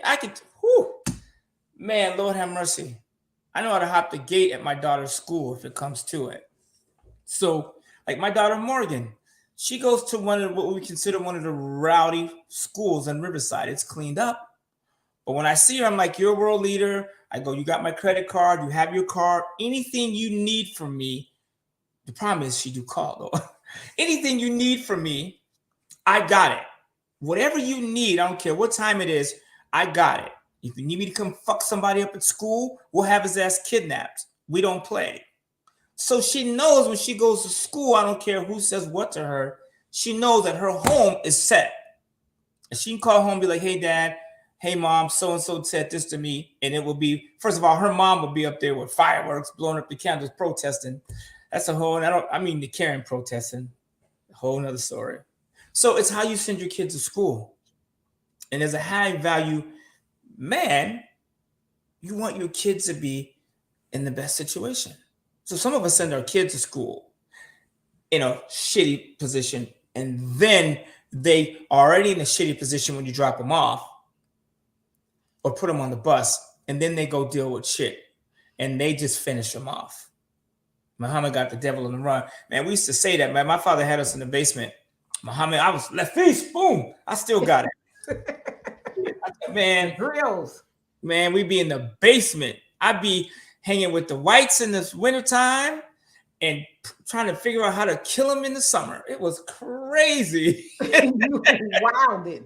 Man, it's transparent. It's whatever. It is what it is. That's the cool thing about growing up in this world is you have experiences. My friends, my father has totally chilled and calmed down, but my friends would not believe the household that I grew up in the conversations me and my father would have about white women especially. And that was just his view from what he saw through the 50s, 60s, and 70s. Being a black man in the 60s was a horrible fucking thing. I get it. Even now, I'm like, KTWP. Sometimes I feel that way. So, but he made me feel like you deserve better than that. He was like, you're better than that. Like, my father was on one, right? So he was always pushing me up to do better. And so when I got around the white kids that would call me nigger and make the jokes, it didn't really fuck with me because I was like, first of all, my father said you a cracker. You know what I'm saying? And if Muhammad have his way, y'all gonna all be dead anyway. So I know that was kind of over the top, but it's how I thought. So when one of them came at me, it wasn't even like that. I didn't have those. Now, was I discouraged because somebody called me a nigga? Sure. But I know how to get a hold of my pops. And all I had to do was call my father and say, hey, these white kids are fucking with me. And he would be down to him and the whole FOI would be owning cracking. And I knew this. So my self-esteem was already up because I knew my home life, my parents had my back. So we're not going to ever do anything with peer pressure, but we can affect the way we send our kids to school. And another thing, having your money straight helps you. And I don't know why we don't put enough energy on this. You know what I'm saying? Like Vivica Fox, she's going on about Kevin Samuels being so shitty, but I don't hear them talking about the money. And I watched, the Queens? Queen's Cocktails or something. And Claudia Jordan is a friend of mine. Like Claudia Jordan is a personal friend of mine. Like we've been to Hawaii together. We traveled. Me and Claudia, we had some crazy funny ass moments together. I know Claudia personally. Right? And I do watch the show. But like at the end of the day, I think what those women should say is we want a strong black man that has himself together. We want to be queens. You can't be a queen without a king. I'm just saying. Right? Am I wrong? You're right. I mean, well, damn. And you can't be a queen without followers. So now I know the queen is powerful, blah, blah, blah, blah, these days. And I think we totally screwed that up. That's a disaster, right? But it's the king. When the war comes to the castle, he's the one that goes and fights. Do you see what I'm saying? So yes. We need to focus on that. Black women, let your man be the king and stop with the money shit. It's not what he makes, it's what he saves, right? I can go live in Texas for $50,000 and live like a king. I'm talking Range Rover, beautiful. Am I lying, D? You ain't lying. For $2,000 a month, can I be? Well, I mean, things are starting to creep up now here, but well, they are a little bit. But like, can I live like a king? Can I have a nice house for $2,000? Oh yes. Right? How much would it cost you to live there? Not that, not 50,000. But I'm cheap anyway, so. That's what I'm saying. It's not about making a bunch of money. It doesn't cost, like right now, I'm in my home, I'm chilling, I got some candles lit, I'm smoking a cigar. You know, this stuff is all cheap. And right now, I'm making my own candles. So, I mean, you can, and at the end of the day, it's about how you feel in your environment. You don't, like, I remember watching Good Times. What I don't remember is their house being dirty. Yeah, somebody was always cleaning or something. The house was clean. And that's one thing we don't focus on. And they were happy most of the time. And they had the white Jesus drama and some of that stuff. But for the most part, I didn't watch Good Times and go, oh my God, they're so poor. I know they talked about it, but I didn't watch the show and feel like I was watching a poor family. And part of me knew they were actors and they were getting paid anyway. So your environment, like men, you could be clean. Like if you have a Toyota Corolla, keep it clean. That's it. Keep it clean. If you're in a car, keep it clean. There's nothing. I watched that movie, Think Like a Man, Act Like a Woman. What's the guy in Freaknik? What's the bald-headed dude? The freak who was with Megan Good. Oh, Zeke the Freak. And Think Like a Man. He was the brother with the red car. I forget who was it. Morris Chestnut? No, she had the calendar. The brother she was dating, like waiting the 90 days. Anyways, y'all know I don't be remembering all of that. I barely even remember watching the movie. Zeke the Freak had a Ford Taurus. It wasn't flossy, but it was clean. I didn't know that. So you could be clean. I think if a woman came to a clean home and that was well organized and all my stuff was in order and I took care of myself and she was working and she came to the table and we just had our own stuff together. When we got together, we could have a good time and not be stressing each other out. Then I think that would be good. Y'all need to cut this shit out. These 6-figure niggas, as y'all like to call them. I don't know what that song is by Sweetie. 8 figures. 8-figure niggas. First of all, anyways, those dudes, first of all, they're not reachable. I know for a fact I represented Kanye West. And even right now, I'm working with one of his managers. It would take me a few minutes to get him on the phone. I was at a party with Jay-Z and Nipsey Hussle, and I took a picture in Jay-Z's direction, and his team security came over and was like, yo, we can't take photos over here. And I wasn't even a chick. You can't get next to these dudes. So y'all need to let's stop playing that shit. You know what I'm saying? Like these men, these high-value dollar men, you can't even get to them. A high-value man that's balling like that is not in Walmart. He's not in the hood. You don't see him out. He's on his hustle. Matter of fact, those guys are hardly out. They're in their office. They're traveling. They're doing something. Or they're at some pool party where you can't even get into. So some of y'all got high-value men. Y'all got it twisted. Those men y'all talking about, you can't even get to them. And I know for a fact that if I wanted to have 4 women, I could easily do it. It's not even complicated. And women, when you're doing well, women will believe anything. They do. You'll be like, girl, I got to work late tonight. I got a meeting in Afghanistan. I'll be back on Wednesday. And my phone don't work. You'll be okay, honey, because you got the cash. So be careful what you ask for. I'm going to read Brother Jonel's comment. He says, I'm not an advocate of Kevin Samuels, but he didn't rape the black nation, rename the European or oppressed or suppressed or created systems to keep them self-hating and at odds with each other for over 400 years and still counting for our women to hate a black man who died harder than colonizers that's dead and living is 100% sad. I mean, he's 100% right. And you guys, and again, black women, you need to understand that the black man was systematically taken out of the system in the 60s by the Democrats. You understand that most black leaders were Republican. I know things have changed. It's all mixed up now. But black men were and back when they could do it, the FBI and all that, they could do it at will and nobody challenged them. Black men were taken out of the system systematically. Pulled over, weed put in the trunk. They can't get a job, so now they're out on the street. And then then the government is like, oh, if your man ain't around, we will give you food and shelter. So it's like, damn, as a black woman, your man's in jail, he's locked up for some shit he didn't do, and the government says they'll support you if he ain't around. I'm surprised black men even still exist. And I think that's what makes us so attractive.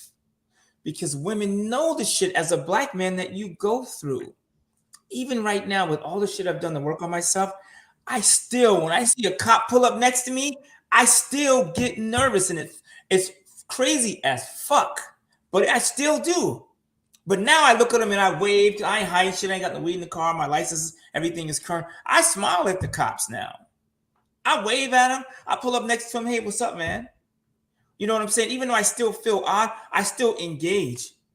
Matter of fact, I got pulled over 2 weeks ago. Me and Asia, my BMW, one of my BMWs in my car business, had expired tags, no registration. I have shit in the car.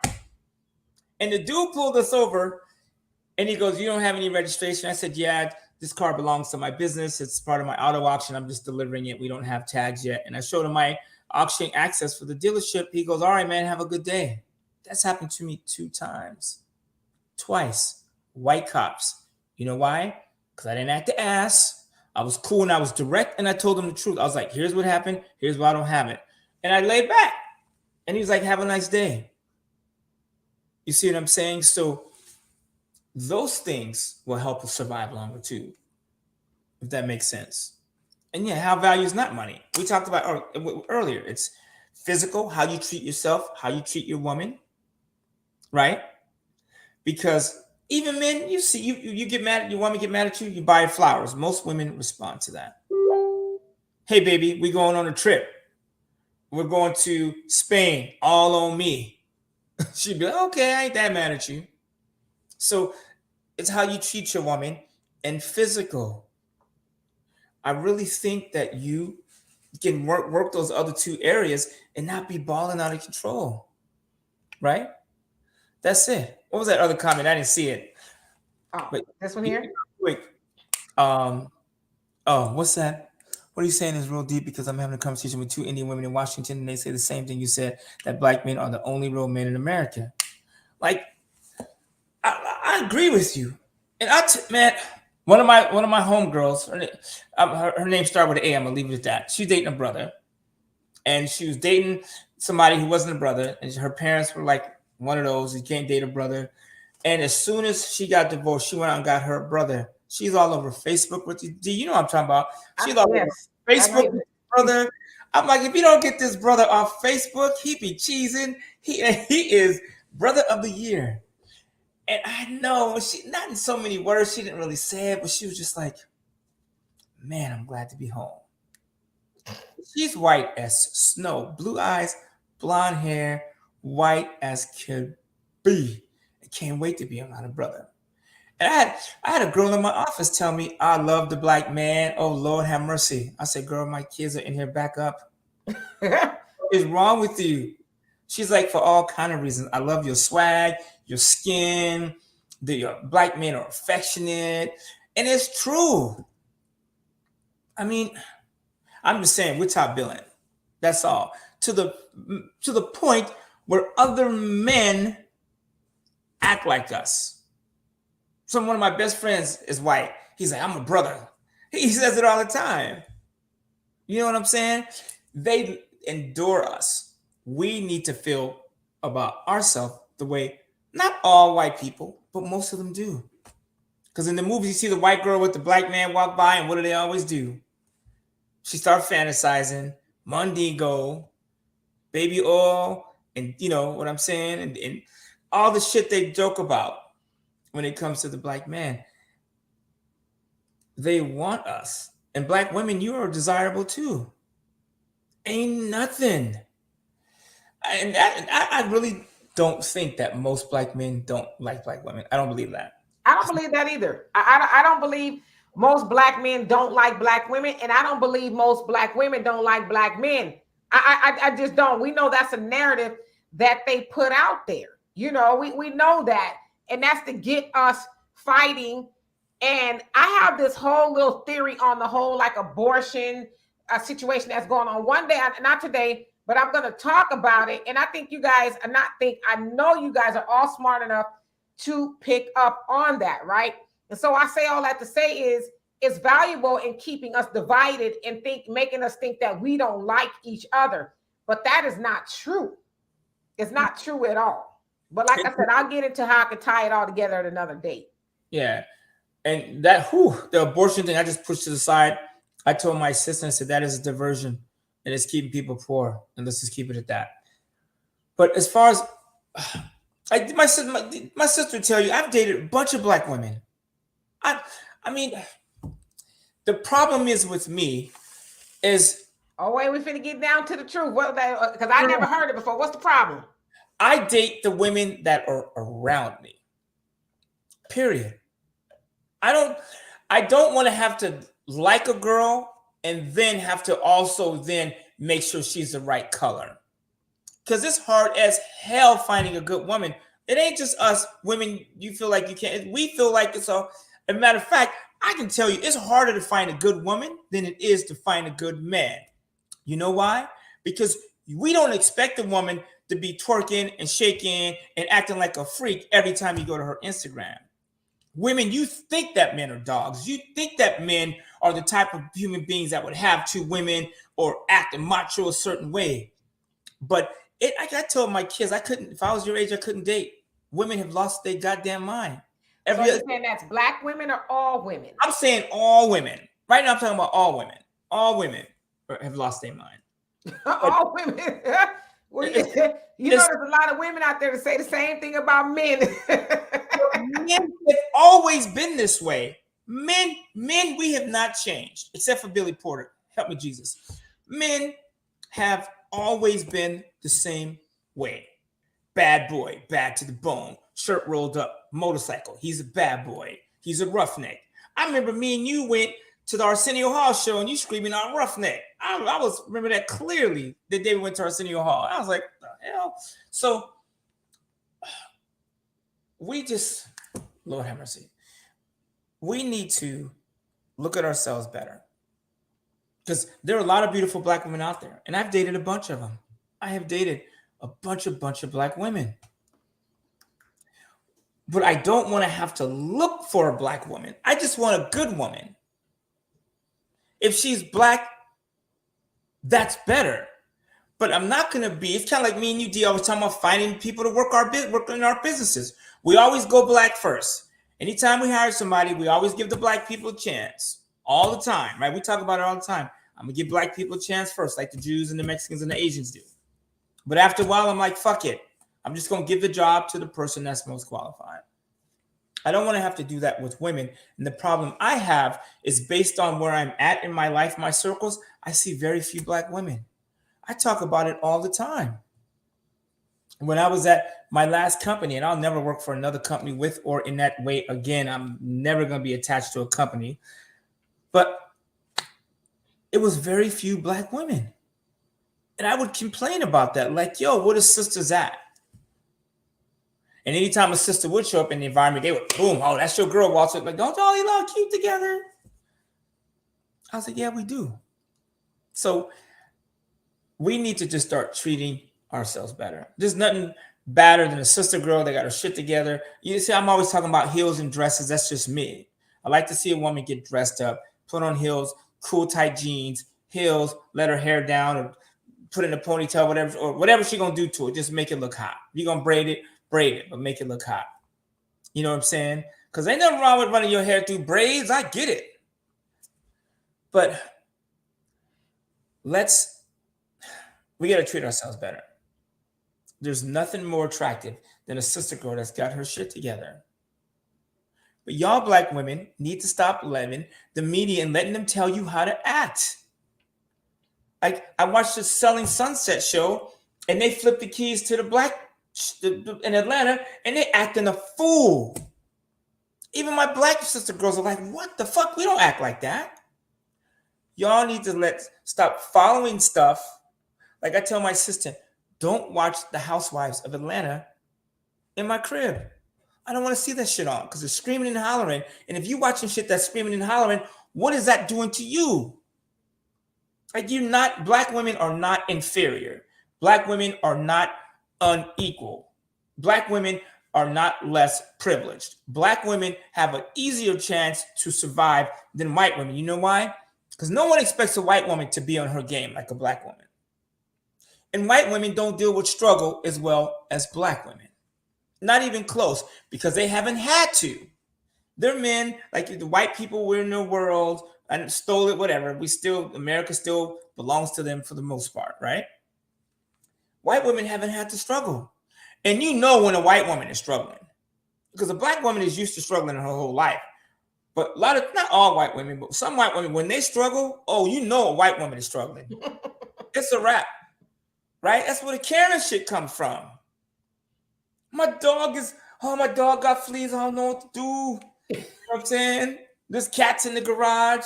What do we do? Open the garage, damn it. I mean, like, that's not our cat. We don't have no cats. Are you screaming about them fucking cats? I ain't never heard of black women, and I'm being funny because I have a lot of white women friends. I love all women. I don't discriminate. Seriously. If we came back and God was like, okay, so paint the picture. I was like, line them all up, shit. They can take turns. I got enough money to be with all of them. If I had my way in another life, I'm just being funny. But you get the point. So black women, put yourselves in better places.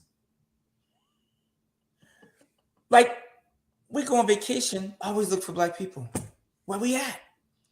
Black people, stop being afraid of airplanes. You are safer than in an airplane than you are in the car. And I know some black people like airplanes because Spirit be packed.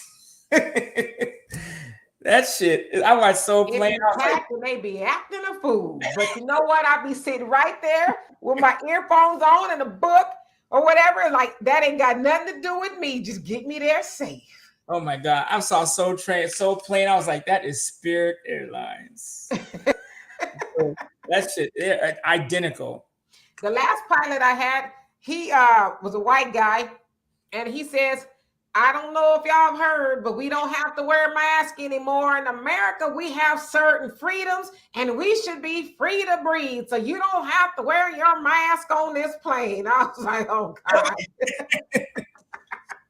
So we really have to start treating ourselves better. And you know what happens to black women, really, as you get older? I'm a turn on my Kevin Samuels for a minute. What I see a lot of my black friends doing is as they get older, I see them settling. And a lot of them have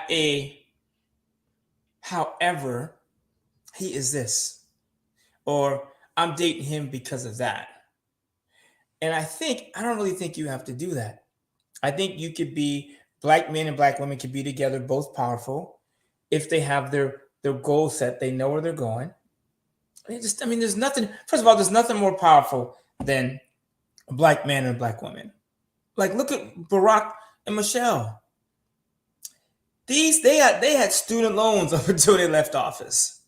Now, I know Barack, he's a Democrat, I forgave him for that, so I let that part go. Actually, Barack was cool. I like Barack. Matter of fact, every time I get dressed, I go, would Barack wear this? Would his kitchen look like this? Would Barack drink this? You know what I'm saying? What was Barack's house look like?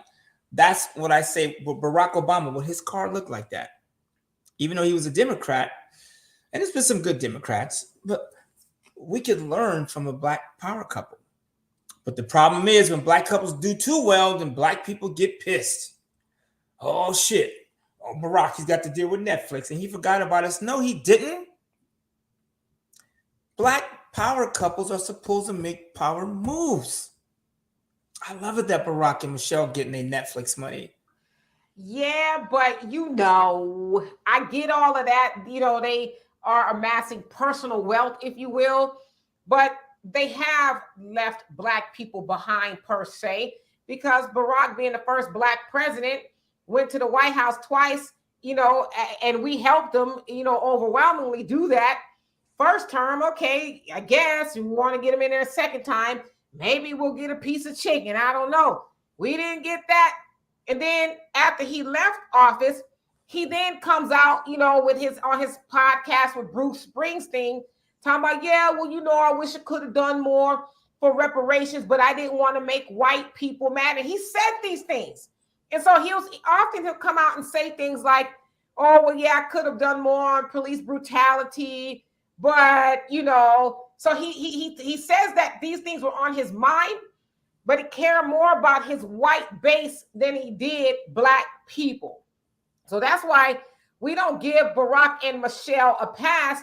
And Michelle, and they were floating her name around talking about, she should run for president She was mad at Black people. She said so in her book. She's mad at us because we didn't vote for Hillary like we did Barack.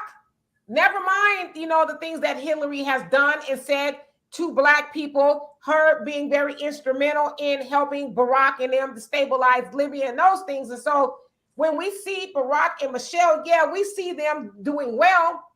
But how does that read for the rest of us? Barack, my screen is acting crazy. Sorry, y'all. But Barack and Michelle, when they went to the White House, they went to the White House with student loan debts. And they come out of Barack as one of the wealthiest presidents ever to come out of the White House. And so I say all that to say him and Michelle's financial situation improved. And I guess rightfully it would, right? First Black president, he got these book deals and all these other things. But what about the rest of us who helped him get there? Barack and Michelle would not have been in that White House if it was not for Black people. And so, yeah, we take Barack to task. Let's back up. Sure. Is that true, though? Okay, I know. It's a fact. Okay, but was Barack ever in danger of losing the Black vote? I will say this to you because remember, yes, he was. In fact, Hillary had it before he did because when he first ran, people really didn't know much about him. He was a senator from Illinois, but they didn't know a lot about him. Now, remember, Hillary was connected to who? The first Black president, which was that of Bill Clinton. And so she was riding the fame of her husband, Bill Clinton. And people were like, okay, let's get Hillary in there. But Hillary started to say some things like, for example, when she was debating Barack the first time, she says, oh, well, you guys know he was absent on 2 votes pertaining to sexual assault or the molestation or sexual predators. But she kept making those innuendos with a Black man, right? Trying to basically tie him to being a dangerous man because he didn't even show up to vote regarding the, whatever those laws were. So she started to slip, and then Black people started to gravitate to Barack Obama. And those are very true. Mm-hmm. But after he passed crooked Hillary, he was never in danger. And no, after that, no. No, and even so, and we have to remember, Barack Obama was in it for himself. I never heard him say, I'm here for Black people. Matter of fact, whenever he was asked about it, he always kind of dodged the question. Well, he never really dodged the question. And I hate to agree with that of Ann Coulter, no relation, by the way. No, she said, we named after her people. What I'm saying, there's a Coulter plantation out there somewhere. Yeah, but she hit the nail on the head with Barack Obama, and Noam Chomsky, he actually cited her in saying, Barack told us about hope and change, but he never defined what hope and change was. We just went along for it. Oh, it's the change you can believe in. Oh, we can hope, but we just all went along with those talking points. And they both, being Noam Chomsky and Ann Coulter, was like, what is hope and change? He came to y'all with hope and changey conversation, and he won on that, but he never did say what it was. So you're right. He never did say to Black people, I'm taking my Black ass into the White House, and I'm going to bring this out for Black people. He never did say that. We all got high on sending the first Black president to the White House, period. And that's what happened. And it was his white voters, and I'm just coming from his perspective. It's the white voters that put him in office because he already had the Black vote. That's what he was saying. Now, when he got in office, he could have did all kinds of shit, but he was worried about his second term, trying to keep the Democrats safe, and they do that stuff. But he never said, I'm here, I'm going to do this, I'm going to do that. Like, he could have did crime reform. He didn't. Right? We took Kim Kardashian and Trump to come in and get, I don't even know how the fuck that happened. Like, so I get it, but he never said any of those things. I saw Barack Obama as someone said, hey, I'm going to use this to build me and my family's wealth. I saw it from the jump. I mean, period. So, but the point being, him and his wife are still two successful black people. And since when do we hold powerful black people? When do we hold their feet to the fire to take care of the rest of us? What other black couple do we beat up? Well, you know, we didn't send any other black couple to the White House. And I want to answer the pioneer's question. He says, okay, this is the question. Would John McCain or Mitt Romney have done more for us than Barack? Even if Barack actually did nothing, what did McCain or Romney promise us? Well, that's just the thing. We know Republicans, which, you know, with Mitt Romney and John McCain are/were, they never do anything for black people, and they never say they are going to do anything for black people. In fact, Republicans don't get our vote overall. They just don't, right? Trump got, the last time, I think, maybe close to 20% of the black male vote, maybe, give or take. So the point that I'm making is we give our votes predominantly to that of the Democrats. And this last election, when Joe Biden, he won the presidency, he says, black people stood by me. Now I'm going to stand by y'all. He said that. And watching us get and stand by and he stand by and doing absolutely nothing. And again, taking it back to the high value man, we need to be able to say shit and stick by it. Like I tell people, people say, oh, I had a lady say, oh, you're not a Democrat. What's wrong with you? It's like, bitch, I'm a free thinker. Who calling people biatches on? And when I was a Democrat, I was poor as fuck. Oh my God, it ain't my fault. Like you could be, there's some lot of strong Democrat men out there that do well. I'm being more funny when I talk about politics, but like, we need to be stronger. Like part of being high value is being responsible for yourself. When Joe Biden was talking that shit, I was like, he's lying. We were better I heard Donald Trump say, I'm gonna do shit for black people. And black people, you ought to be embarrassed of yourself voting for these Democrats. They ain't done shit for you. And Donald Trump was like, how worse can it get? Your shit's already fucked up. That's why he got so many black male voters. And I think Joe Biden, his ass is out because black people are starting to see themselves higher. Right? You cannot, I'm surrounded by Asian people. And I'm mad as hell that there's an Asian hate bill and there's not a black hate bill. What the fuck? You mean to tell me that if I cut an Asian off on the freeway, that I could be charged with a hate crime? And I gotta prove it wasn't the case? And black people been getting hung and slung and shot, and we don't where is the legislation for that? For the legislation for the people that built this place, built this country. That's what y'all to be pissed about. Where's the black hate bill? Well, we didn't ask for that.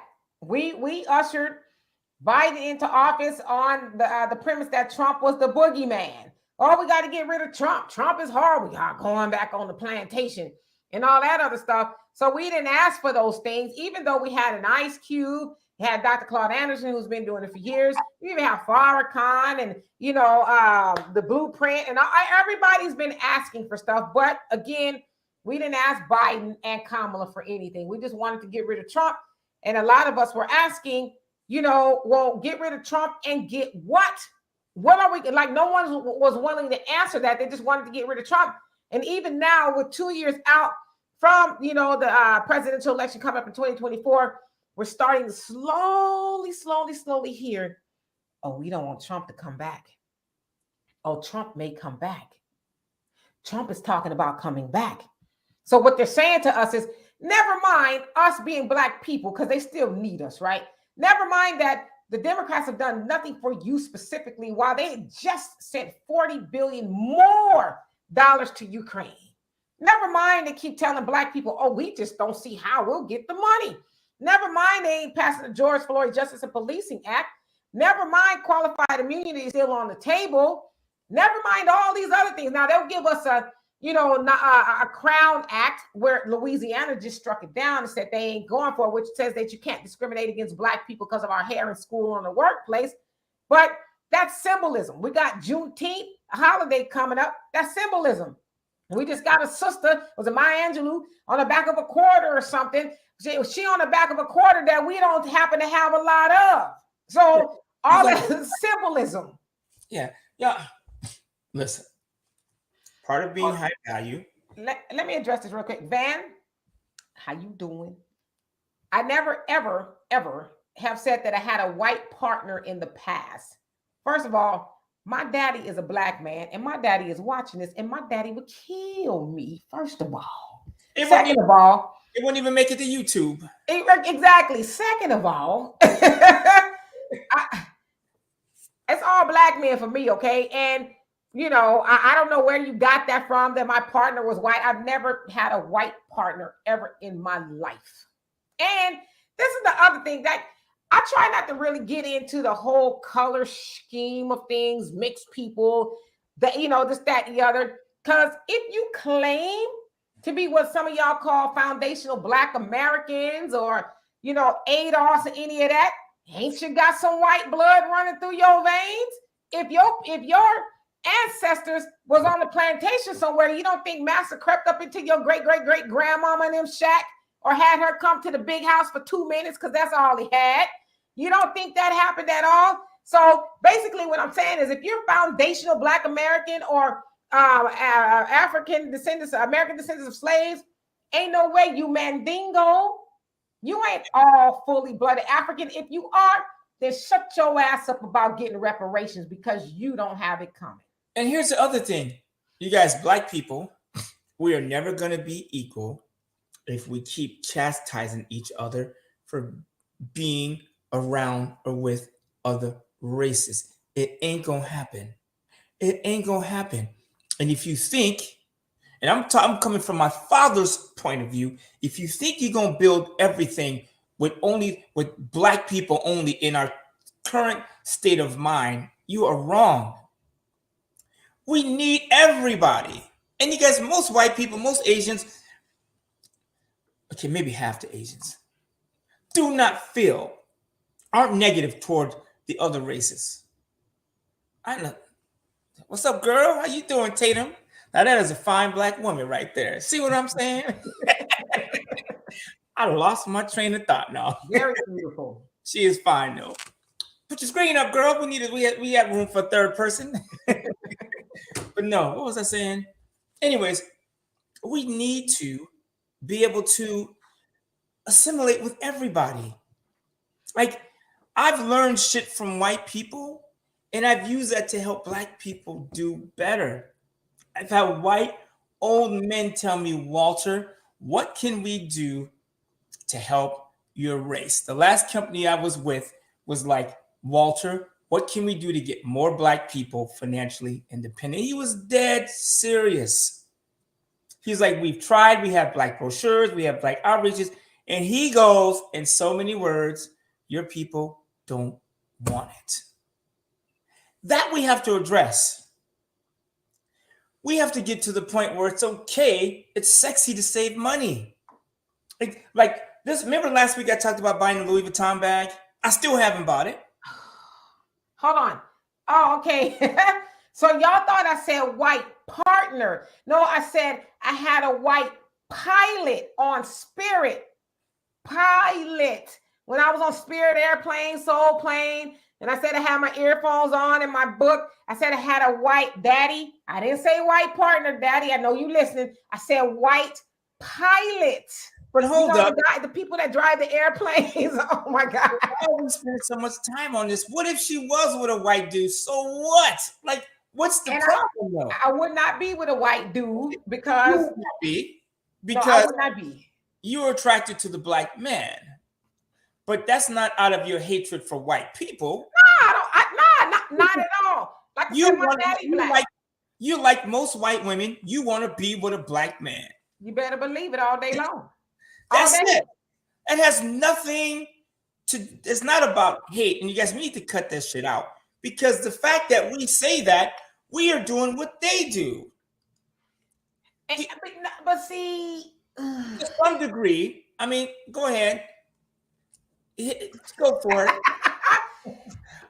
I just, yes, we are related, y'all. We are related. But But listen, it's not about hate for anybody else, because I've had to explain this to white people before. Like one time, my daughter was probably like 5 years old, and it was my day off, and we went to my job. And as we were leaving, my daughter threw a fit and said Black Power. I don't know, she just maybe felt all the mayonnaise in the hallway. I don't know why she did it, but she did it, like 5. So my supervisor, the next day, he says, why are you teaching your daughter to hate white people? And I said, so you think my daughter throwing up a fist was teaching her to hate you? I said, it has nothing to do with you. I said, it actually was teaching her to love herself. So I think we as Black people need to get away from trying to explain, oh, it's not that I hate you because I love Black men and I only date Black men. I personally don't feel like I need to explain that to nobody, why I love Black men and Black men only. But as I said, just me personally, and I know my sister feels the same way, I feel like it would be a dishonor to my father, who did not teach me that, to date anything else other than a Black man. That's just me. And her daughter, her best friend, is white, or as close to it as she could be. Erica? Yeah. She's Moroccan. Oh, she's Moroccan? Yes. Oh, I thought she was white. Well, whatever. She looked white. I'm my daughter's friend. Mm-hmm. But it doesn't have to come out of hatred. I mean, and really, if we want to be, oh Lord, here we go again. If we want to be real, gee, I can't believe I'm getting ready to say this. I'm going to say it. We should not date outside of our race. If we were going to keep, okay, Lord have mercy. I'm trying to clean this up. In order to keep, if in a perfect world, we would not date out of our race. Blacks would have stayed in Africa. It would have been like, what was that movie? Wakanda, whatever. Wakanda. People. Black Panther? Yeah. You are stronger as a people by sticking with your own and then taking that group and then going out and dealing with the other people. That is the best case scenario. There she is again. Take that woman off the screen. I'm trying to talk. But no, that's a good point. But it's too late. We've already mixed. Like, I know I have white blood in my family, and I have Indian blood. The Whitmores, when I remember seeing them, they look like chalk. I know, who are these people? We don't know them. They're not related to us. They're whiter than they are Black, right? So I was going to say the damage has been done. And what I mean is we're already mixed. So we can't go undo it. You know, in a perfect world, yes, I would have been in a situation with a Black woman and we could build our race together. And I can tell you guys, I struggle with this shit. During the protest and these crazy events with race, I struggle because I have white friends, I have kids that are not all Black. I struggle with this shit. Matter of fact, one of my sons is half white. And I talk about white people all the time when they act crazy. He just be busting up laughing. But the damage has been done. We are already mixed. So the fact that we have to make the best of it. Because you can't undo it. And if we sit here, if we were to go races, Blacks, whites, Mexicans, everybody in your corner, you would have most of us standing in the middle. Because most of us, like, look at my sister's skin. She definitely got some white in her. I'm like 4 shades darker now because I've been laying out in the sun. It finally came out. Yeah, but she trying to darken. She like white women out there trying to tan to look like us. That's right. The black of the berry. It's already been done, but why don't we, as Black people, elevate ourselves? Like, if you look at Jewish families, they don't interact. You'll hardly see a Jewish couple with somebody white, Black, Asian. I had a Jewish client, and he said to me with a straight face, and I was his financial planner. He goes, my son is dating out of the Jewish race. There's nothing we could do about it. We just wish him well. He told this to me. What was he, cutting them off? No, he wasn't cutting them off. was nice to his wife. They accepted her.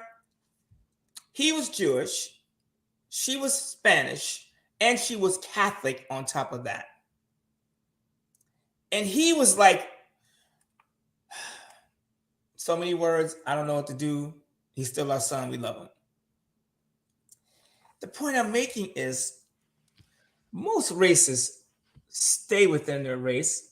And I know a lot of it is because they had the ability to grow and build in their own countries. Black people, we were brought here against our will. I truly think if you take slavery out, we aren't having a conversation about races, dating black and white, because we'd be in our country. So we were brought here, and black people, as far as I know, are one of the only people that were yanked from their land, took somewhere, and then not even forced to assimilate. They don't want us to, even to this day, they don't want us to assimilate, but we've done it. We're all mixed up. So why don't we work on making ourselves stronger, becoming like brothers, value men. And how do you do that? Take care of your shit. Like we'll hang up from this call and I'll get messages and friend requests from people. And I'll say on a scale of 1 to 10, where are you ready to move? And they'll say 7 or 8. I'm like, I'm not gonna say the word. I'm like, then why are you calling me? Why are you calling me if you are not ready? This is the problem. Yes, Bernice, I get it. And I believe that. But the problem with us is we're so scared. And black women, stop letting black men off the hook.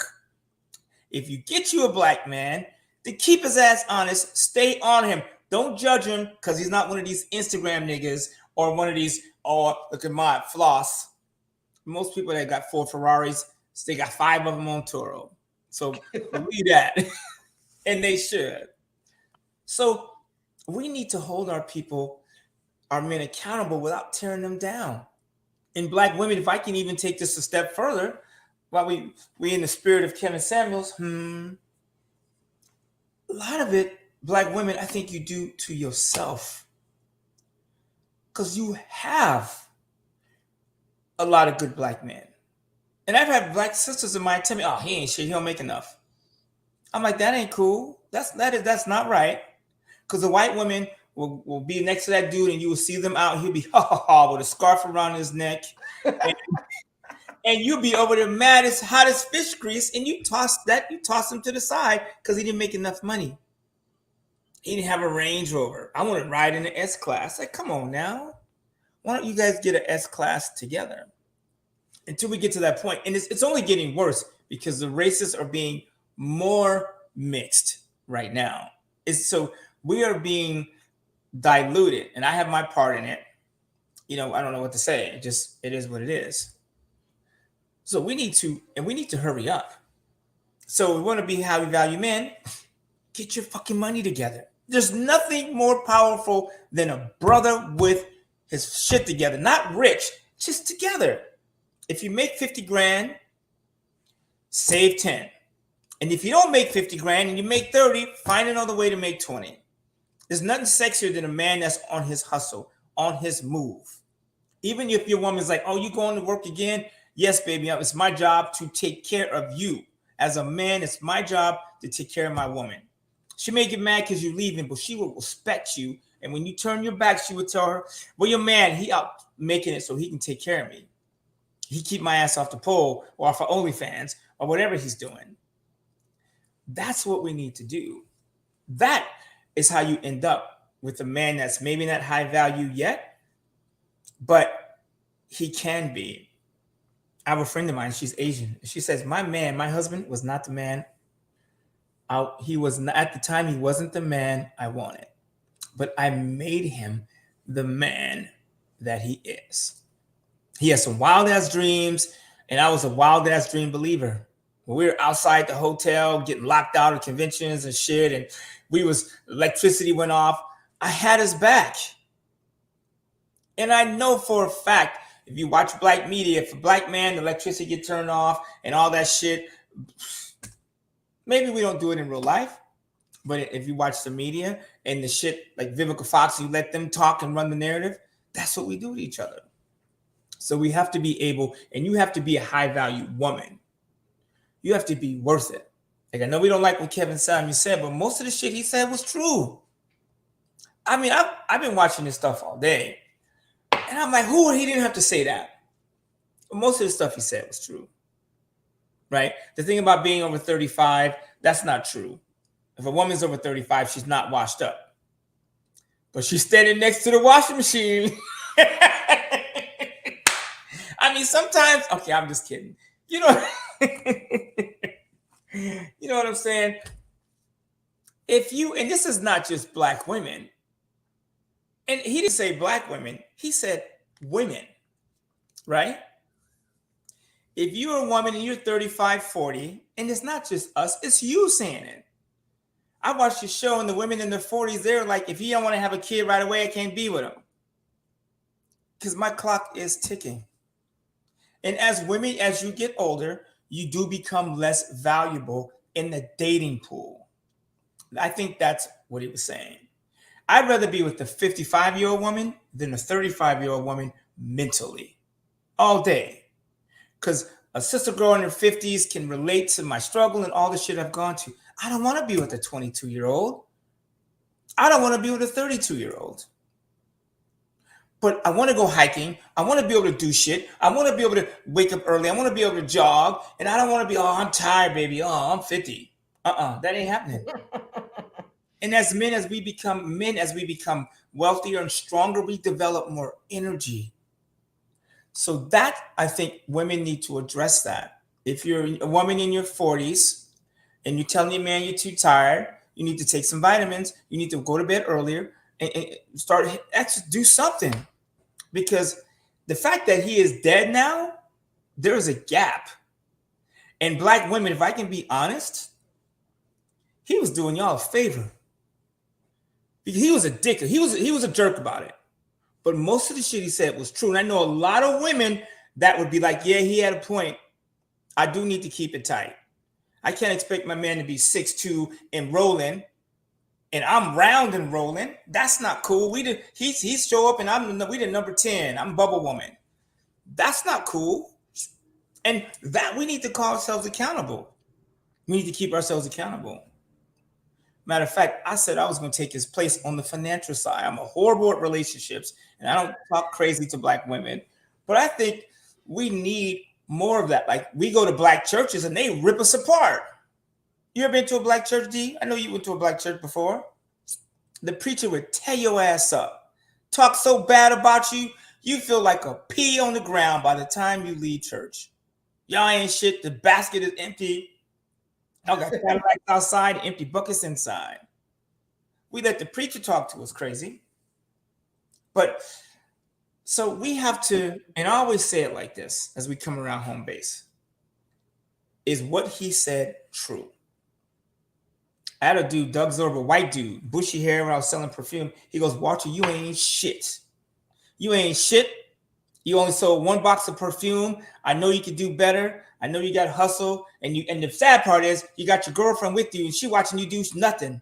So you did one and you had your chick with you. You ought to be embarrassed for her. You ain't shit. His name is Doug Zorba. And that shit stuck with me so hard. I was like, fuck you, Cracker Peckerwood, the honky. I was so mad at him. But I was like, you know what? He's right. I am better than this. And I could do more. And to this day, every time I get weak, I think about Doug Zorba. He was a shitty dude. But he was rich and he had women. He was fat. He had women all over the place. Because he had money. And he was on the groove. So women, you can learn from that. Take it from what I consider myself to be high value. I'm not rich, but I think I do a lot of things right. My girlfriend will tell you sometimes, no, we don't. But you know what I'm saying? She's still here. Do you understand what I'm saying? Yes, so, indeed.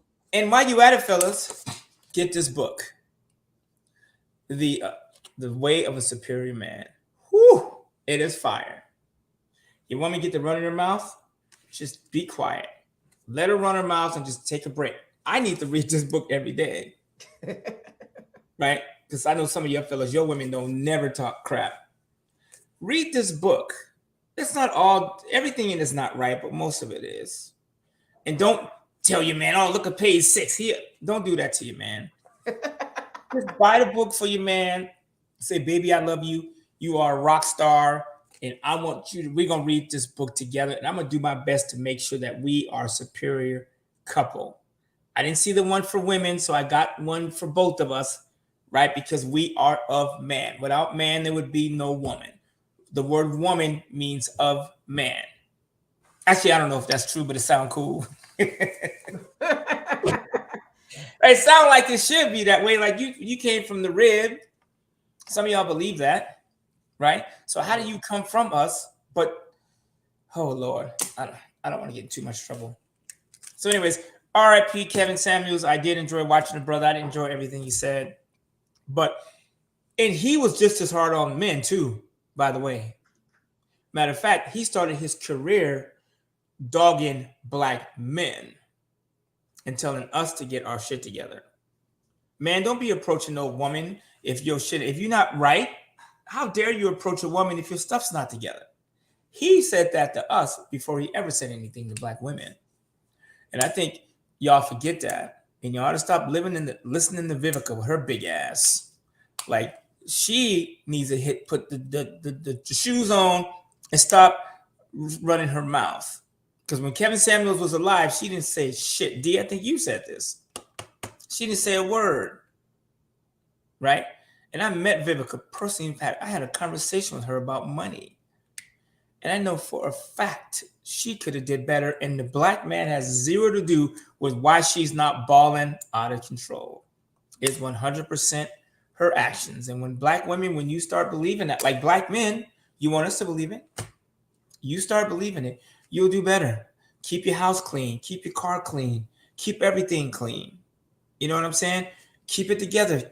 Get it right. Keep it tight. Whatever the phrase is. Diet and exercise, most of it is diet. Put the chicken down. Or the mayonnaise or whatever. Right? Do that and we'll do better. I'm not perfect. Matter of fact, I'm more unperfect. What's the word? I'm more imperfect than perfect. I tell people all the time, Lord have mercy, I have a lot of work to do, but at least I understand it. I know I got problems, but absolutely, we working on them. So give the black man a break. Well, short men, tall black men shouldn't have two different documentaries because we all know.